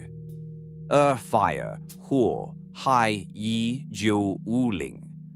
3 Water, Shui, Mizu, 1950. 4 Rainbow, Hong, Niji, 1951. V Boys and Girls, Shounen Shonyu, Shonen Shoujo, 1951. 6 Atomic Desert, Yuanxi Ye, Genshino, 1952. 7 Bamboo Thicket, Juyabu, Takeyabu, 1954. 8 Rescue, Jiuchu, Kyushutsu, 1954. Nkyu Yaidu, Shaojin Yaidu, 1955. Expedition, Shumei, Shomei, 1955. Shui Mother and Child, Muzixiang, Boshizo, 1959. Shua, Floating Lanterns, Turo Yashi, Toro Nagashi, 1960. Shisan Death of American Prisoners of War, Mi Bin Furyuk no Watashi, Beihei Horyo no Shi, 1991. Katuni Crows, Karasu, 1972年. Jibu Nagasaki, Choki, Nagasaki, 1982. Abu Ghraib series by Fernando Boteros. Naked, bound, blindfolded, bleeding, alone, or in groups, the prisoners in Mr. Botero's paintings are enduring torment and humiliation. These now familiar scenes are based on the images and written accounts that emerged when pictures of abuse by American soldiers at the Abu Ghraib prison in Iraq came to light in 2004. The notorious naked human pyramid is here, as are prisoners in women's underwear, forced into sexual postures, threatened by guard dogs, or tied to bars. Sometimes the boot or fist of a tormentor juts in. These paintings do something that the harrowing photographs taken at Abu Ghraib do not. They restore the prisoners' dignity and humanity without diminishing their agony or the injustice of their situation. Mr. Botero does this, as painters always have, through manipulations of scale, color, and form. He has also made surprisingly astute adjustments to his own daffy style. Jack the Ripper Bedroom. Jack the Ripper's Bedroom is an oil-on-canvas painting by German-born British artist Walter Sickert, painted from circa 1906 to 1907. It depicts a darkly lit bedroom hypothetically owned by Jack the Ripper, the culprit of at least 5 of London's Whitechapel murders, in 1888. The model bedroom was actually Sickert's own bedroom in his flat at 6 Mornington Crescent in London. The landlady of the flat told Sickert she believed the bedroom had belonged to the Ripper in 1888. Discussion of the piece is tied to controversial theories about Sickert as a possible culprit or associate of the Ripper, which started in the 1970s after the release of Stephen Knight's book, Jack the Ripper, The Final Solution. The painting has mostly stayed in the Manchester Art Gallery since 1980, the Sewol ferry disaster in Hong Sung Dam's paintings. Hong Sung Dam, who has grappled with visualizing various moments of historical injustice and trauma in his art, particularly the work Sewol Owol, 2014, and paintings exhibited in the exhibition Dulsum Nalsum, Inhaling and Exhaling, 2016. By analyzing Hong's paintings, this article examines communicable and transformative potentials and limitations of visual images in bearing witness to disaster and trauma. It asks how Hong's paintings translate effective feelings of grief, fear, shame, anger, and hope from his multiple perspectives of witnessing as a victim, a survivor, and an observer, and how the paintings may trigger an empathic response that potentially moves viewers to critical thoughts. It shows how the artist urges the viewer to confront the victim's last moments, feel their pain, and listen to their final words. I argue that the uncomfortable but effective images are enacted as a reminder of unjust deaths and facilitate dialogical relations between the artist and the viewer, between the victim and the survivor, and between the living and the dead. However, what is laid bare is the difficulty of representing that which is neither present nor absent, and neither dead nor alive in the state of mourning. Despite some disagreement between the artist and some victims' parents, they all share the same hope that an act of witnessing will lead to remembering what has been done to victims and traumatized survivors, and make possible any productive social changes in consciousness and action. Hong Sung-dam's paintings reclaim the agency of the dead and envision the conditions of possibility for a life in the aftermath of tragedy.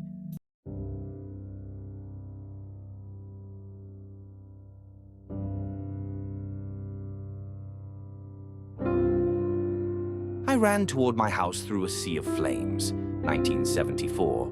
Yoshiko Michitsuji. Background. Yoshiko Michitsuji was a survivor of the atomic bombing of Hiroshima in 1945. Like many Hibakusha atomic bomb survivors, she later turned to art as a way of preserving memory and bearing witness. Painted in 1974, nearly 30 years after the bombing, I ran toward my house. Through a Sea of Flames is both personal testimony and historical record. The title itself is autobiographical. It describes her desperate attempt to return home immediately after the explosion, when the city had become an inferno. What the painting shows. The composition typically depicts a landscape engulfed in intense red, orange, and black flames, collapsing wooden houses, smoke-filled skies blotting out clarity, a small human figure running forward through overwhelming fire. The figure is often dwarfed by the flames, emphasizing vulnerability. The fire is not neatly contained. It spreads across the canvas, creating a sense of suffocation and chaos. Emotional and symbolic meaning. 1. Fire as total destruction. The Sea of Flames is literal. Hiroshima burned extensively after the blast, but it is also symbolic of the destruction of home and safety, the collapse of normal life, the overwhelming power of modern warfare. 2. Running toward home. The most striking emotional element is that she runs toward her house, not away from danger. This suggests a child's instinct to find family, hope amid devastation, the deep human pull toward home even in catastrophe. 3. Memory as survival. Created decades later, the painting shows how trauma remains vivid. The intense colors and almost expressionistic distortion suggest that memory is emotional rather than photographic. It is how the event felt, not just how it looked. Style. Michitsuji's style is direct and expressive rather than formally academic. Common characteristics include strong, almost raw color contrasts, simplified, sometimes distorted human figures, emphasis on emotional impact over technical realism. The visual intensity mirrors the psychological shock of the bombing. Historical context. After World War II, many Hiroshima and Nagasaki survivors created paintings to document what photography often failed to capture, especially the immediate chaos and human suffering.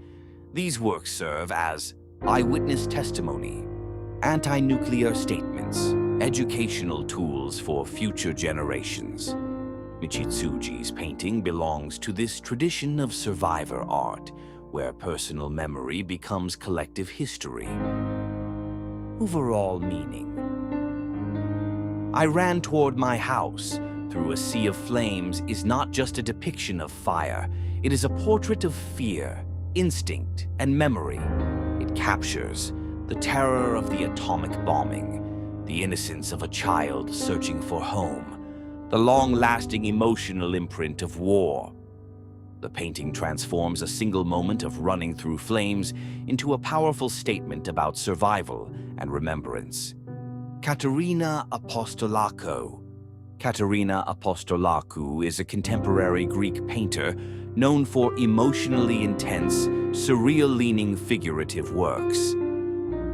Style and themes. Short explanation. Psychological atmosphere. Her paintings often feel dreamlike or unsettling, exploring inner emotions rather than external reality. Distorted or symbolic figures. Human forms may appear fragmented, isolated, or suspended in ambiguous spaces. Dark, muted palette. She frequently uses shadowy tones with strong contrasts, creating a moody, introspective feeling. Themes of identity and isolation. Many works reflect vulnerability, memory, and the fragile nature of human presence. Overall, Apostolakou's art focuses less on narrative events and more on emotional states, using the human figure as a vessel for psychological tension. Background. August Natterer, 1868 to 1933, was a German artist later associated with outsider art. After experiencing a powerful hallucination in 1907, which he described as a divine revelation, he was hospitalized and began creating highly detailed visionary drawings. My Eyes in the Time of Apparition reflects one of these intense visionary experiences. What the drawing shows. The work is highly symmetrical and geometric. It typically features prominent, enlarged eyes at the center, radiating lines and precise architectural or mechanical patterns, a structured, almost cosmic or mandala-like arrangement. The composition feels controlled and meticulous, yet it represents a deeply personal vision. Meaning and interpretation. 1. The Eyes as Witness.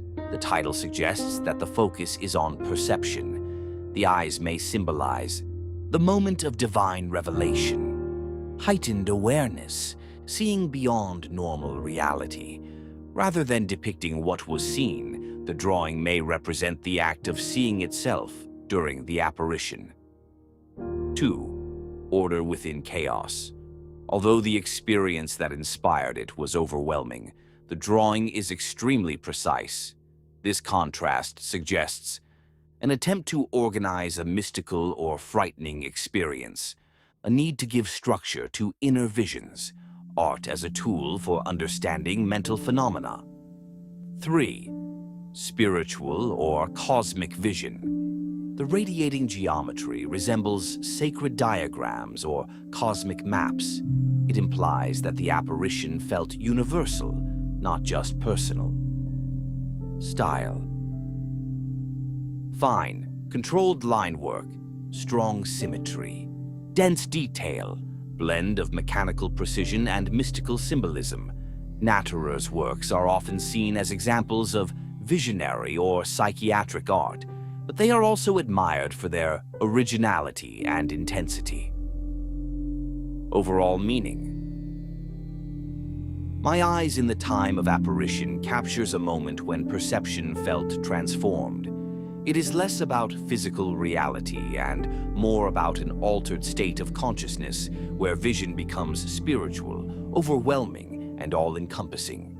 Aleksandra Waliszewska, born 1976, is a Warsaw-based artist renowned for dark, Gothic, and Surrealist paintings, gouaches, and illustrations that explore themes of death, apocalypse, and Slavic folklore. Her art, often described as naive, yet deeply macabre, frequently features mutant creatures, mutilated bodies, and apocalyptic landscapes influenced by Bosch and Goya. Key themes and artistic style: macabre and surrealist imagery. Her work often depicts unsettling scenes, including disemboweled bodies, skeletons, oozing wounds, and hybrid monstrous creatures. Folklore and mythology. She draws heavily from Balto-Slavic folklore, particularly motifs of death, zombies, and the upior, vampire. Naive or childlike style. Despite the disturbing content, her paintings are sometimes characterized by a simplistic, childlike aesthetic, which creates a disturbing contrast. Themes of vulnerability. Her art explores themes of sexual subjugation, pain, and fear, often showing victims at the mercy of monstrous figures. Animals and nature. Animals often feature in her work, reflecting a mixture of childhood memories and dark, fantastical scenarios. Notable projects and exhibitions. Exhibitions. Her work has been shown in prominent exhibitions, including My Private Hell at Company Gallery and I Want to Feel Alive Again at Lyles and King in New York. Collaborations. She collaborated with the vampire's wife, producing designs for t-shirts. Film. She co-scripted and starred in the 2010 film The Capsule by director Athena Rachel Tsangari. Publications. Her art is featured in several books, including Problem, Blue Pink, and Solution, Red Black, published by Timeless Edition. Waliszewska rarely provides direct explanations for the meanings of her paintings, allowing viewers to interpret the scenes through their own fears and subconscious. Peter Ondrzejka was a Slovak painter. There are very few, if any, articles about him in English, and he isn't well known even in Slovakia. Peter loved to paint, and he painted since childhood. He started using oil paints when he was only 10 years old. He was inspired by Leonardo da Vinci. You can see that in his paintings. When he was a teenager, his father died of cancer, and that left him deeply wounded. Peter, unfortunately, suffered from depression and alcoholism. He died in 1990, and he was only 43 when his life partner and muse found him in the bathtub, dead because of heart failure. He used to cut some of his failed artworks and then reattach them together again, or he would just simply paint over pieces he didn't like. He also used to give away his paintings, so there are not many preserved pieces. Because of this, he had only few exhibitions so far. Żałobny Chopina, Chopin's Funeral March by Władysław Podkowinski. Background. Marsz Żałobny Chopina, Chopin's Funeral March, was painted in 1894 by Polish symbolist artist Władysław Podkowinski. The painting was inspired by the famous funeral march movement from the Piano Sonata No. 2 by the composer Frédéric Chopin. Rather than illustrating a literal funeral, Podkowinski tried to translate the emotional power of Chopin's music into visual form. What the painting shows. The painting presents a dark, dreamlike procession. Ghostly figures moving through shadow, mourners gathered around a coffin, a gloomy atmosphere filled with mist and darkness, strong contrasts of light and shadow that create a haunting mood. The figures often appear blurred or spectral, as if they are part of a vision or memory rather than a real scene. Meaning and symbolism. 1. Visualizing music. Podkowinski attempts to transform Chopin's music into imagery. The slow procession and somber tones mirror the heavy, mournful rhythm of the funeral march. 2. Death and transience. The ghost-like figures and dim environment symbolize the inevitability of death and the fragile nature of life. 3. National emotion. Chopin's music held deep meaning for Poland. During the 19th century, his funeral march was often associated with Polish national sorrow and historical suffering, so the painting also reflects collective grief. The work blends elements of symbolism, focusing on emotion and ideas rather than realism, impressionist influence, soft, atmospheric brushwork, dark romanticism, dramatic mood, and themes of death. Podkowinski aimed to evoke feeling and atmosphere, much like music does. Overall meaning. Marsz Żałobny Chopina is a painting about mourning, memory, and the emotional depth of music. By turning Chopin's funeral march into a visual scene, Podkowinski creates a haunting meditation on death and the powerful connection between music, art, and human emotion. R.F. Pangborn Works Explained. Overview. R.F. Pangborn is known for dark, unsettling paintings that explore the grotesque side of the human condition. His works often combine distorted human figures, surreal imagery, and macabre themes to create emotionally intense scenes. Main themes.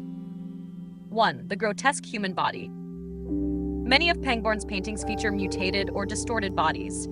These exaggerated forms emphasize vulnerability, decay, and the fragile nature of the human body. Number 2. Horror and the macabre.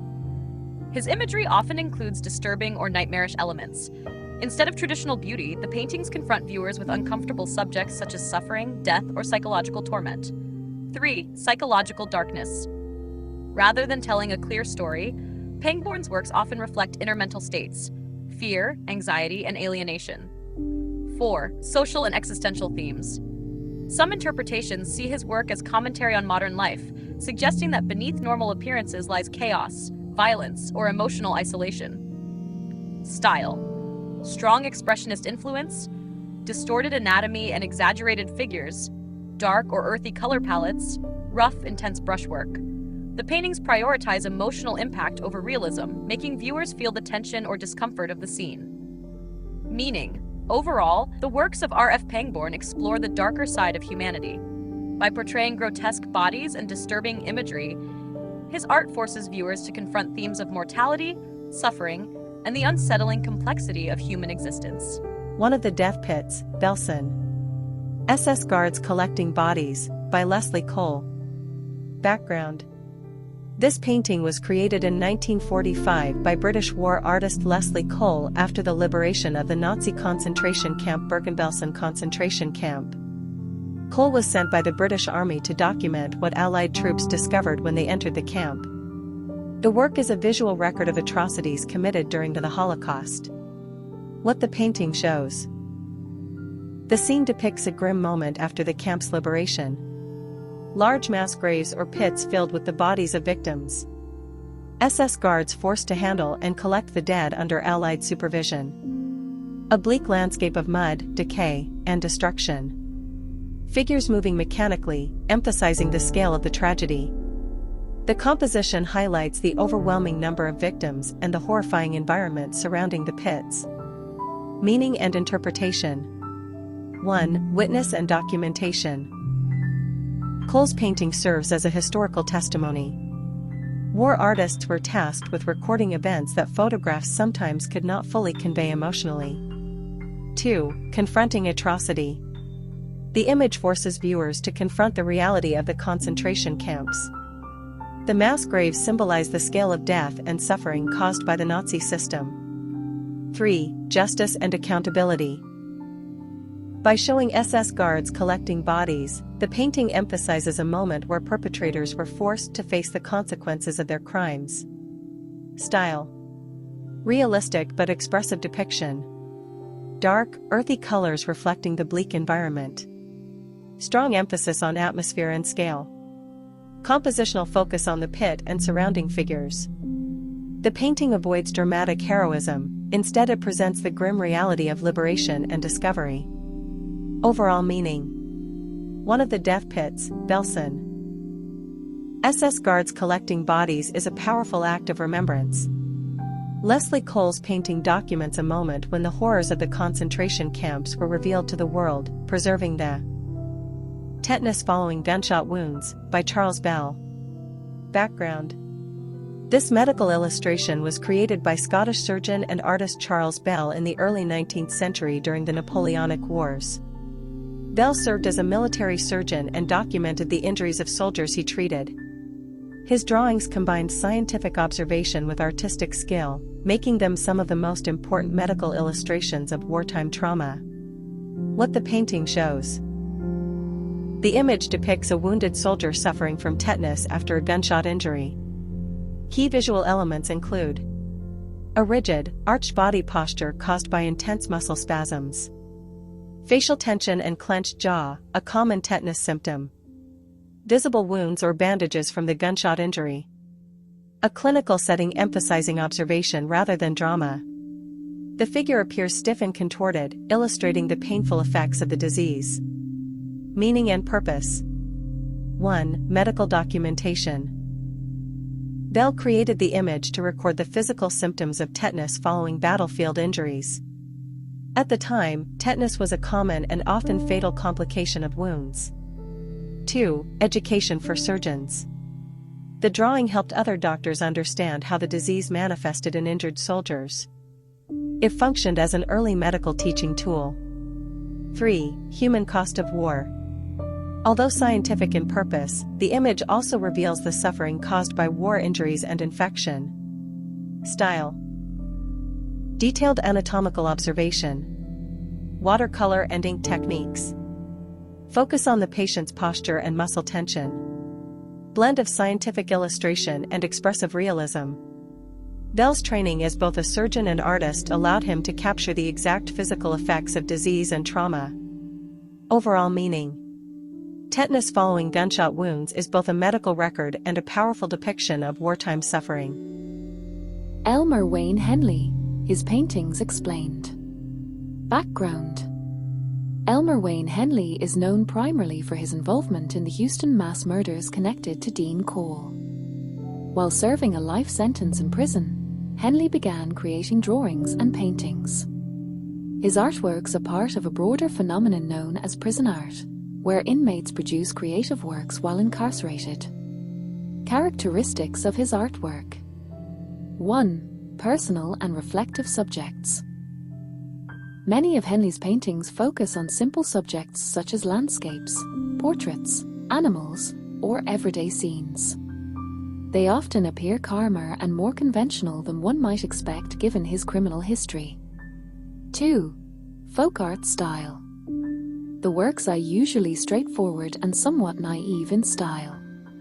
Simple composition. Bright or flat colors. Limited technical complexity.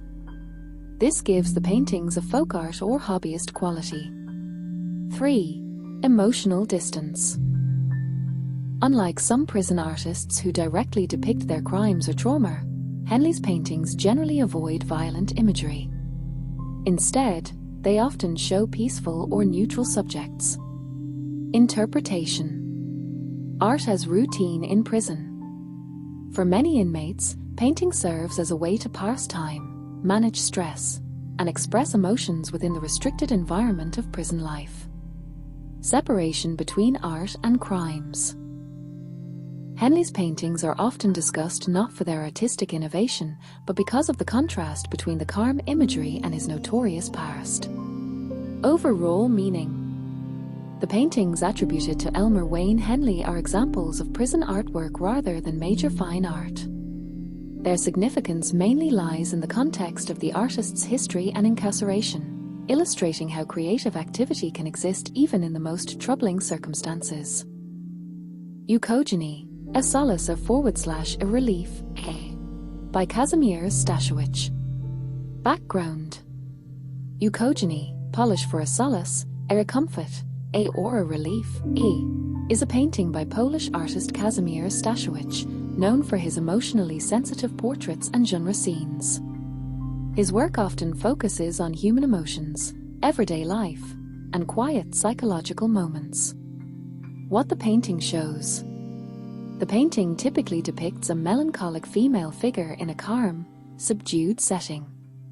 The subject appears quiet and introspective, surrounded by a soft, muted atmosphere, expressing sadness mixed with calm acceptance.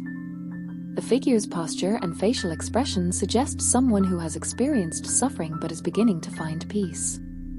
Meaning and symbolism. 1. Emotional healing. The title Eukogeny suggests the moment when emotional pain begins to ease. The painting represents comfort after grief or distress. 2. Inner reflection. Rather than dramatic action, the work focuses on a silent emotional state. The subject seems absorbed in her thoughts, highlighting the importance of introspection and emotional recovery. 3. Human vulnerability. Statuette emphasizes gentle realism, showing the fragility and sensitivity of human feelings. Style. Soft, naturalistic painting style. Muted colors and delicate lighting. Focus on facial expression and mood. Influence of late 19th century European realism and sentimental genre painting. The quiet composition helps create a sense of calm and contemplation. Overall meaning. Eukogeny is a meditation on comfort after sorrow. Through a simple portrait and restrained atmosphere, Kazimier's statuette captures a universal human moment, the slow return of emotional peace after suffering. Yang Xiaobin. Yang Xiaobin is a contemporary Chinese painter known for intense, emotionally charged portraits. His works often depict distorted human faces and bodies, using dark reds and heavy textures to explore violence, memory, and psychological trauma in modern society. Main themes. 1. Violence and human suffering. Many of Yang's paintings portray wounded or distorted faces, suggesting physical and emotional pain. The imagery often reflects the brutality and instability of modern life. 2. Memory and history. Some works indirectly reference the political and social history of modern China. The damaged or blurred faces can symbolize collective trauma and suppressed memories. 3. Dehumanization. The exaggerated expressions and distorted anatomy make the figures appear almost monstrous. This may represent how individuals can lose identity within violent or oppressive systems. 4. Psychological anxiety. Rather than showing clear narratives, the paintings capture raw emotional states, fear, anger, and anguish. Style. Expressionist portraiture. Thick brushwork and heavy texture.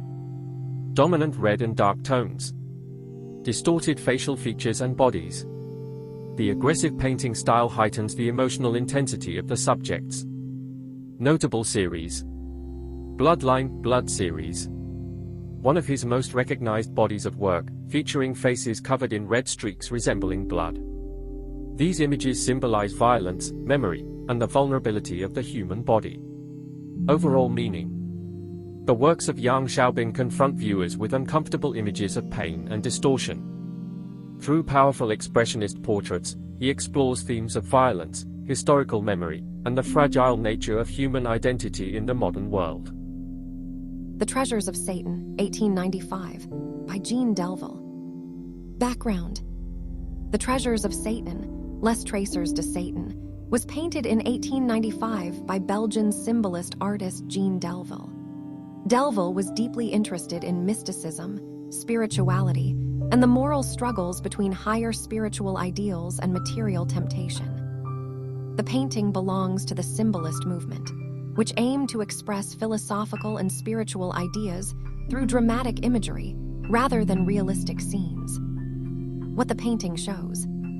The composition centers on a powerful figure of Satan. A winged, muscular demonic figure crouched over piles of gold, jewels, and treasure. Naked human figures surrounding him, drawn toward the wealth. A glowing, dramatic atmosphere highlighting the treasure.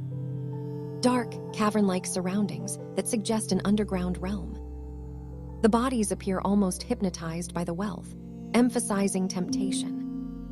Meaning and symbolism. One temptation of material wealth.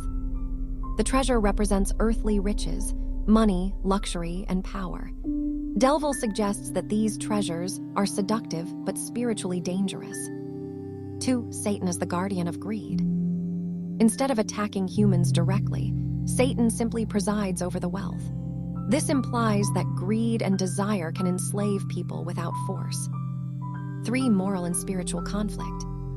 The painting contrasts spiritual enlightenment with material obsession. The figures reaching for gold symbolize humanity abandoning higher ideals for temporary pleasure. 4. Symbolist philosophy. Symbolist artists often believed that modern society was becoming too focused on materialism. Delville used this dramatic image to criticize that tendency. Style. Highly detailed, classical anatomy. Dramatic lighting and strong contrasts. Mythological and supernatural imagery. Influences from Renaissance art and mystical symbolism. Delville's style combines academic painting techniques with symbolic, philosophical themes. Overall meaning. The Treasures of Satan warns about the seductive power of wealth and material desire. Through the imposing figure of Satan surrounded by gold and entranced humans, Jean Delville presents a symbolic vision of how greed can corrupt the human soul. Owen Maziko. Overview. Owen Maziko is a Zimbabwean contemporary artist known for politically engaged artworks that examine history, memory, and injustice in Zimbabwe. His paintings and mixed media works often confront difficult national events and the lasting trauma they created. Main themes. 1. Historical memory. A central focus of Maziko's work is the Gukura Hundi, a violent campaign in the early years of Zimbabwe's independence. His art attempts to preserve the memory of these events and give voice to victims. 2. Political power and oppression. Maziko frequently critiques systems of authority and political violence. His imagery may include soldiers, political figures, or symbolic references to power and control. 3. Identity and cultural history. Some works explore Zimbabwean identity, particularly the experiences of people in Matabeleland and the Ndebele community. 4. Memory and silence. Because certain historical events in Zimbabwe have long been politically sensitive, Maziko's art challenges silence and denial, encouraging public reflection. Style. Mixed media, painting, collage, and installation. Bold colors combined with rough textures. Figures and symbolic elements layered together. Influence from political and protest art. The layered compositions often resemble fragments of history or memory. Notable work and controversy. In 2010, Maziko held an exhibition called Sibathontisel in Bulawayo addressing the Gukura Hundi killings. Authorities shut down the exhibition and briefly arrested the artist, showing how powerful and controversial his work was. Overall meaning. The works of Owen Maziko function as artistic testimony. Through expressive imagery and political symbolism, he confronts painful chapters of Zimbabwe's history and encourages dialogue about justice, memory, and reconciliation. Premonition, Przexusi, by Jan Weissenhoff. Background. Premonition, Przexusi, is a symbolist painting by Polish artist Jan Weissenhoff from the late 19th, early 20th century. Like many symbolist works, the painting focuses on emotion, intuition, and psychological states rather than literal storytelling.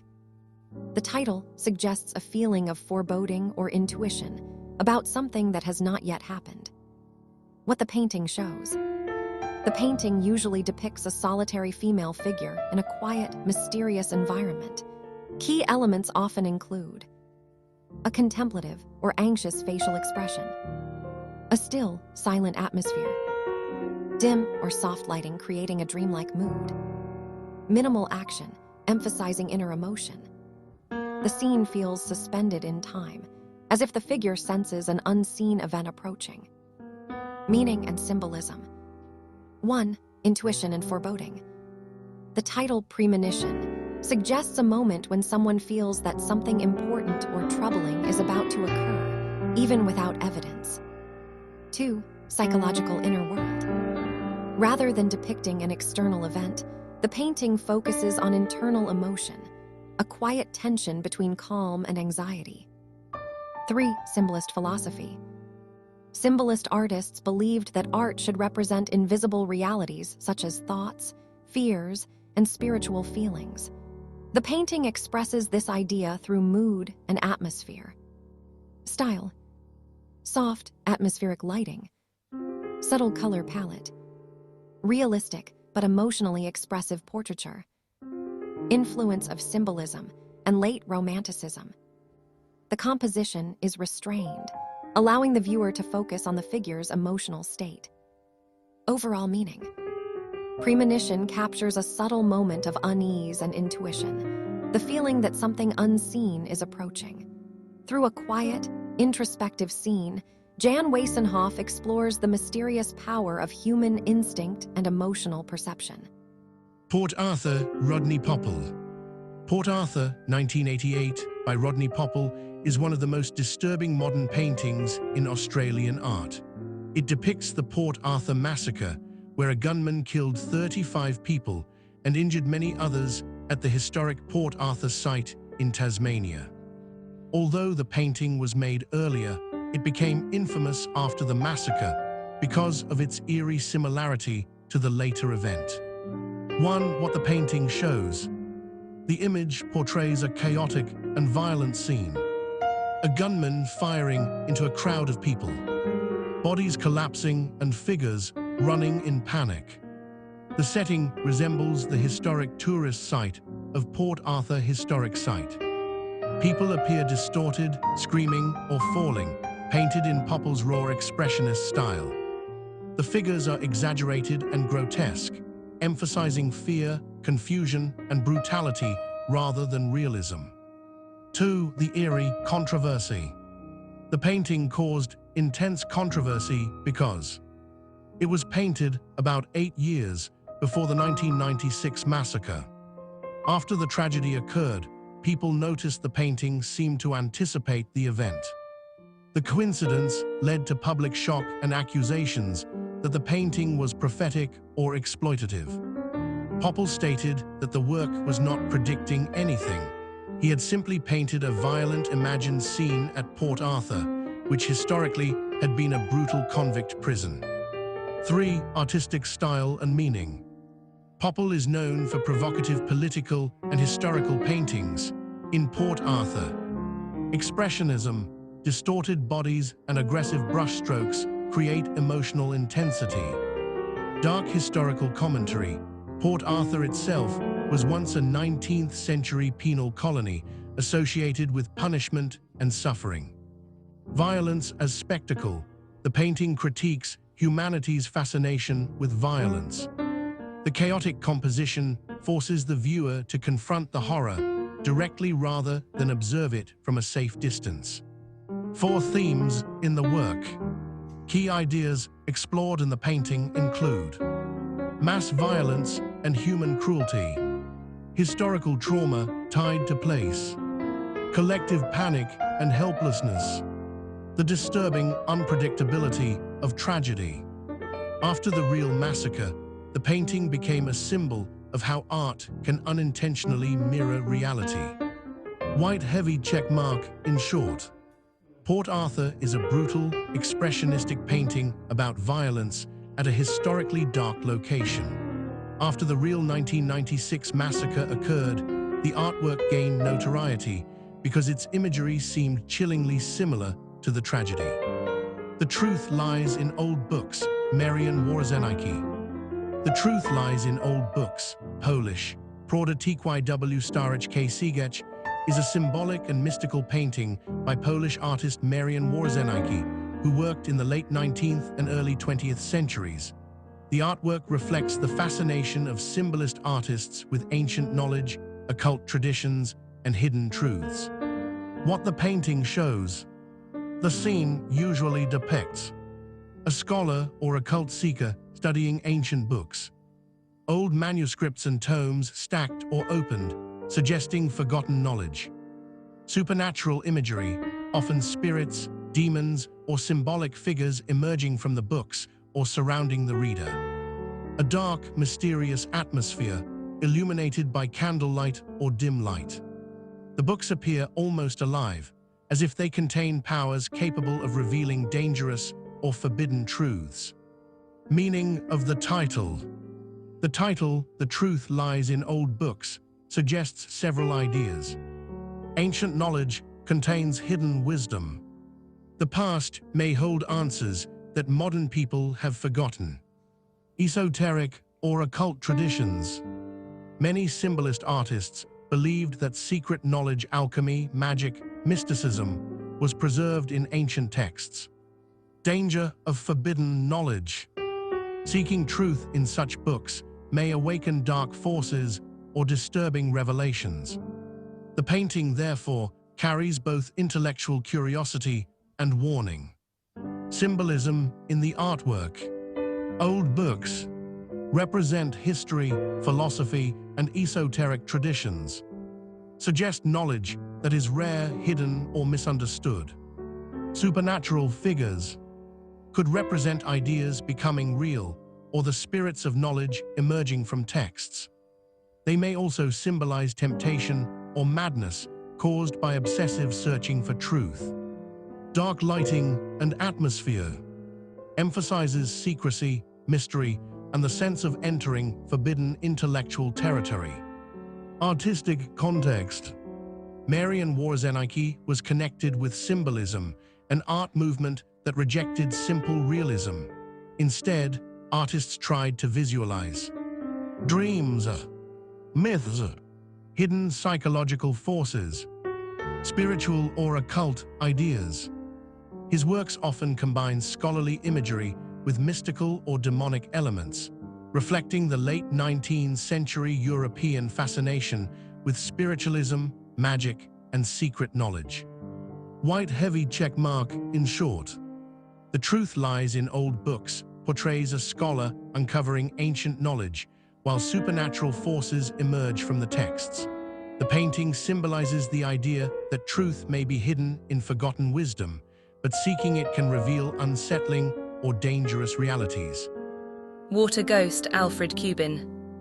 Water Ghost, German, Wassergeist, is a haunting drawing by Alfred Kubin, an artist known for disturbing, dreamlike imagery filled with anxiety, decay, and supernatural beings. Kubin worked around the early 20th century and became famous for his dark symbolist and proto-surrealist illustrations. What the image shows.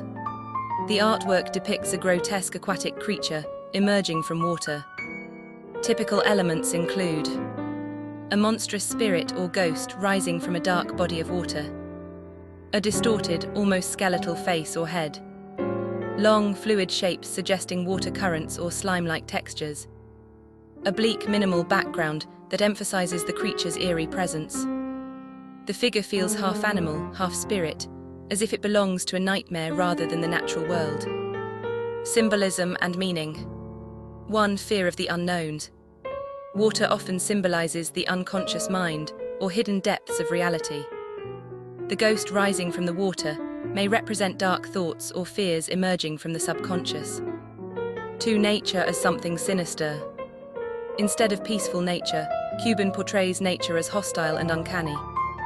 The water becomes a place where monsters or spirits live beneath the surface. 3. Psychological anxiety. Kubin struggled with depression and intense imagination. Many of his creatures reflect inner psychological turmoil, giving them a dreamlike but disturbing quality. Kubin's artistic style. Kubin's drawings are distinctive for ink and wash techniques that create smoky, shadowy atmospheres, grotesque creatures that look half real, half nightmare, strong influence from symbolism and early expressionism. His works often resemble illustrations from dark folklore or fever dreams, where reality blends with hallucination. Folklore influence. The concept of a water ghost appears in many European myths. Spirits of drowned people. Water demons like the Nixie or Undine. Supernatural beings that lure humans into water. Kubin transforms these folk creatures into something psychological and surreal, focusing more on fear and existential dread than on traditional mythology. Water Ghost shows a grotesque spirit emerging from dark water, symbolizing the hidden fears and unconscious forces lurking beneath the surface of the mind. The disturbing creature reflects Kubin's fascination with nightmares, folklore, and the darker side of human psychology. The Audience, James Hoff. The Audience is a disturbing contemporary artwork by James Hoff.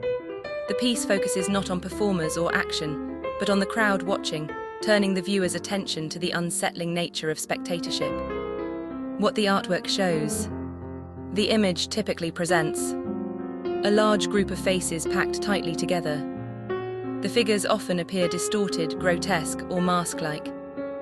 Many faces look blank, hypnotized, or eerily identical. The background is usually dark, emphasizing the claustrophobic crowd. Instead of individuals, the people seem to merge into a single collective mass. Meaning and interpretation. 1. The psychology of crowds. The painting suggests that when people become part of a crowd, they can lose individuality.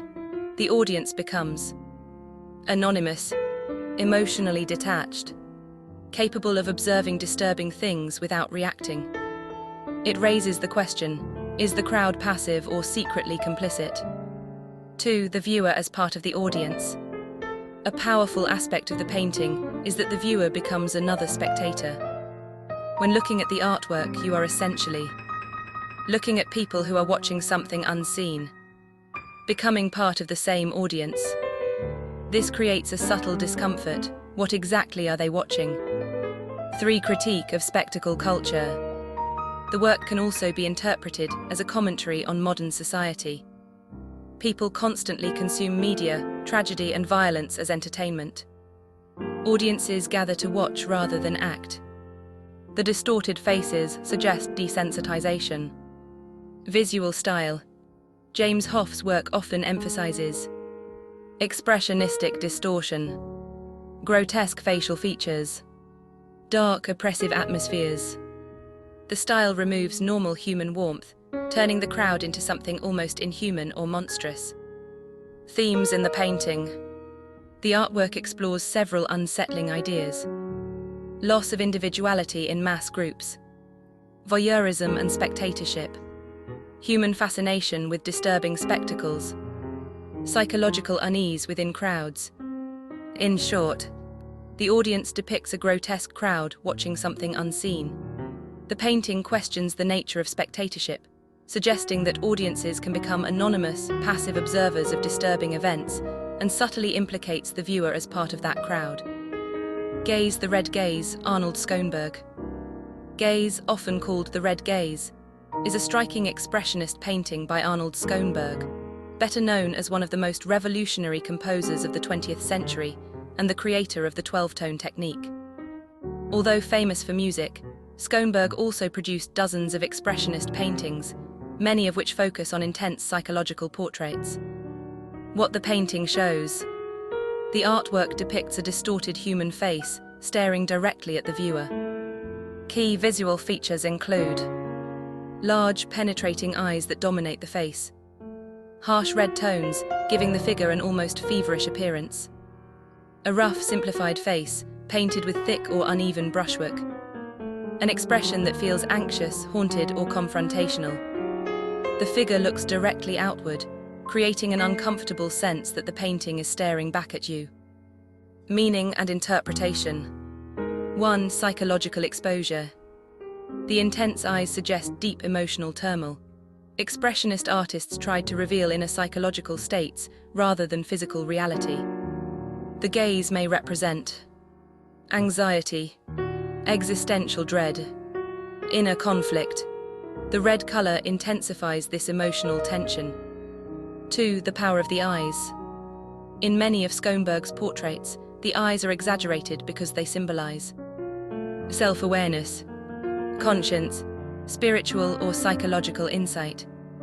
The viewer may feel judged or examined by the figure's stare. 3. Expressionism and inner truth. Schoenberg was closely associated with the Expressionism in early 20th century Vienna. Expressionism rejected traditional beauty and realism. Instead, artists distorted forms to reveal emotional or psychological truth. In the Red Gaze, the distorted face shows the mind rather than the body. Schoenberg as a painter. Though not professionally trained as a painter, Schoenberg created around 300 paintings and drawings. Many of them are self-portraits, faces with exaggerated eyes, visions of anxiety and isolation. They reflect the same radical spirit as his music, which broke traditional rules of harmony. Christmas Eve, Jan Anatolik. Christmas Eve, Polish. Wigilia is a painting by Auschwitz survivor Jan Anatolik, created in 1946, 1 year after her liberation from the camp. The artwork is a poignant, artistic, and historical recollection of the attempts by prisoners to maintain their humanity and observe the holiday despite the brutal, inhuman conditions of the Auschwitz-Birkenau concentration camp. Key details regarding Jan Anatolik and her work include: subject matter: the painting depicts an often secret gathering of prisoners inside a crowded barracks. It captures the spirit of resilience, with individuals sharing meager rations, singing carols, or exchanging small homemade gifts to foster hope and solidarity amidst the surrounding death. Context of creation: painted in 1946, it represents a survivor's testimony to the 5 harsh Christmases experienced by inmates. It highlights the contrast between the Nazi-imposed terror and the prisoners' determination to preserve their dignity. Significance: the painting is frequently highlighted by the Auschwitz Memorial to show that even in the darkest hours, acts of humanity and spiritual resistance existed. Historical context of Christmas in Auschwitz: Tolik's painting aligns with historical accounts of Christmas in the camp, where 1940, on the first Christmas Eve, the SS set up a Christmas tree on the roll call square and placed the bodies of prisoners who had died or frozen to death beneath it. 1942-1944, prisoners often secretly organized celebrations, shared communion wafers sent in packages, or in 1944 made toys for children in the hospital. Jan Anatolik's work is part of a broader body of art produced by survivors to bear witness to the horrors they experienced. Genocide paintings, Yazidi Cultural Archives. The genocide paintings from the Yazidi Cultural Archives are a group of artworks documenting the atrocities committed against the Yazidi people during the Yazidi genocide. These paintings serve both as historical testimony and cultural memory, preserving the experiences of survivors and victims. The project is associated with the Yazidi Cultural Archives, which collects art, documents, and oral histories related to the Yazidi community. Historical background: in 2014, militants from Islamic State attacked the Yazidi homeland in the Sinjar. The attack resulted in thousands of Yazidis killed, mass kidnappings of women and children, forced displacement of entire communities, widespread destruction of cultural heritage. Many Yazidis fled to Mount Sinjar, where thousands were trapped without food or water for days. What the paintings depict: these artworks often portray attacks on Yazidi villages, families fleeing toward Mount Sinjar, mass grave and destroyed homes, women and children being taken captive, mourning relatives and grieving communities. The imagery is usually symbolic and emotional rather than strictly realistic, emphasizing suffering and survival. Artistic characteristics: the genocide paintings often share certain visual elements. Raw emotional style: many works are created by survivors or community artists, so the paintings prioritize memory and emotion over technical perfection. Symbolic imagery: common symbols include Mount Sinjar representing refuge and survival, broken homes symbolizing the destruction of Yazidi communities, dark skies or flames representing violence and loss. Bright contrasts: some artists intentionally use strong reds, blacks, and yellows to evoke danger, grief, and trauma. Purpose of the artwork: these paintings have several important roles. 1. Documentation: they record events that many survivors witnessed, preserving them visually for future generations. 2. Cultural resilience: the Yazidi community has faced repeated persecution in history. Art helps preserve identity and memory. 3. Memorialization: the works function as memorials to victims of the genocide. 4. Awareness: exhibitions of these paintings aim to inform the international public about the Yazidi tragedy. Themes: recurring themes in the genocide paintings include survival and displacement, collective mourning, cultural destruction, memory and justice. Despite the suffering depicted, some works also include symbols of hope and resilience, reflecting the Yazidi community's determination to survive. In short, the genocide paintings preserved by the Yazidi Cultural Archives are visual testimonies of the 2014 Yazidi genocide. Through powerful symbolic imagery, they document suffering, honor victims, and preserve the cultural memory of one of the most devastating events in Yazidi history. Bad Behavior Biljana Đurđević. Bad Behavior is a painting, and also part of a series, by Serbian contemporary artist Biljana Đurđević. Her work is known for unsettling scenes of children placed in strange institutional environments, often referencing themes of authority, discipline, and psychological control. What the painting shows. The painting typically depicts groups of children in uniforms or similar clothing. A sterile institutional setting, such as a classroom, gymnasium, or hall. The children arranged in rigid positions or unnatural postures. Faces that appear emotionless, exhausted, or obedient. The composition feels controlled and oppressive, as if the children are participating in a strict disciplinary exercise. Meaning and interpretation. 1. Discipline and authority. The title Bad Behavior refers to the idea of punishment or correction. The painting suggests institutions that attempt to control children's bodies and behavior, raising questions about authoritarian education, social conditioning, obedience to authority. 2. Loss of individuality. The children often appear nearly identical or anonymous. This visual uniformity symbolizes how institutions can erase individuality, transform people into obedient members of a system. The figures feel more like subjects in an experiment than free individuals. 3. Hidden violence.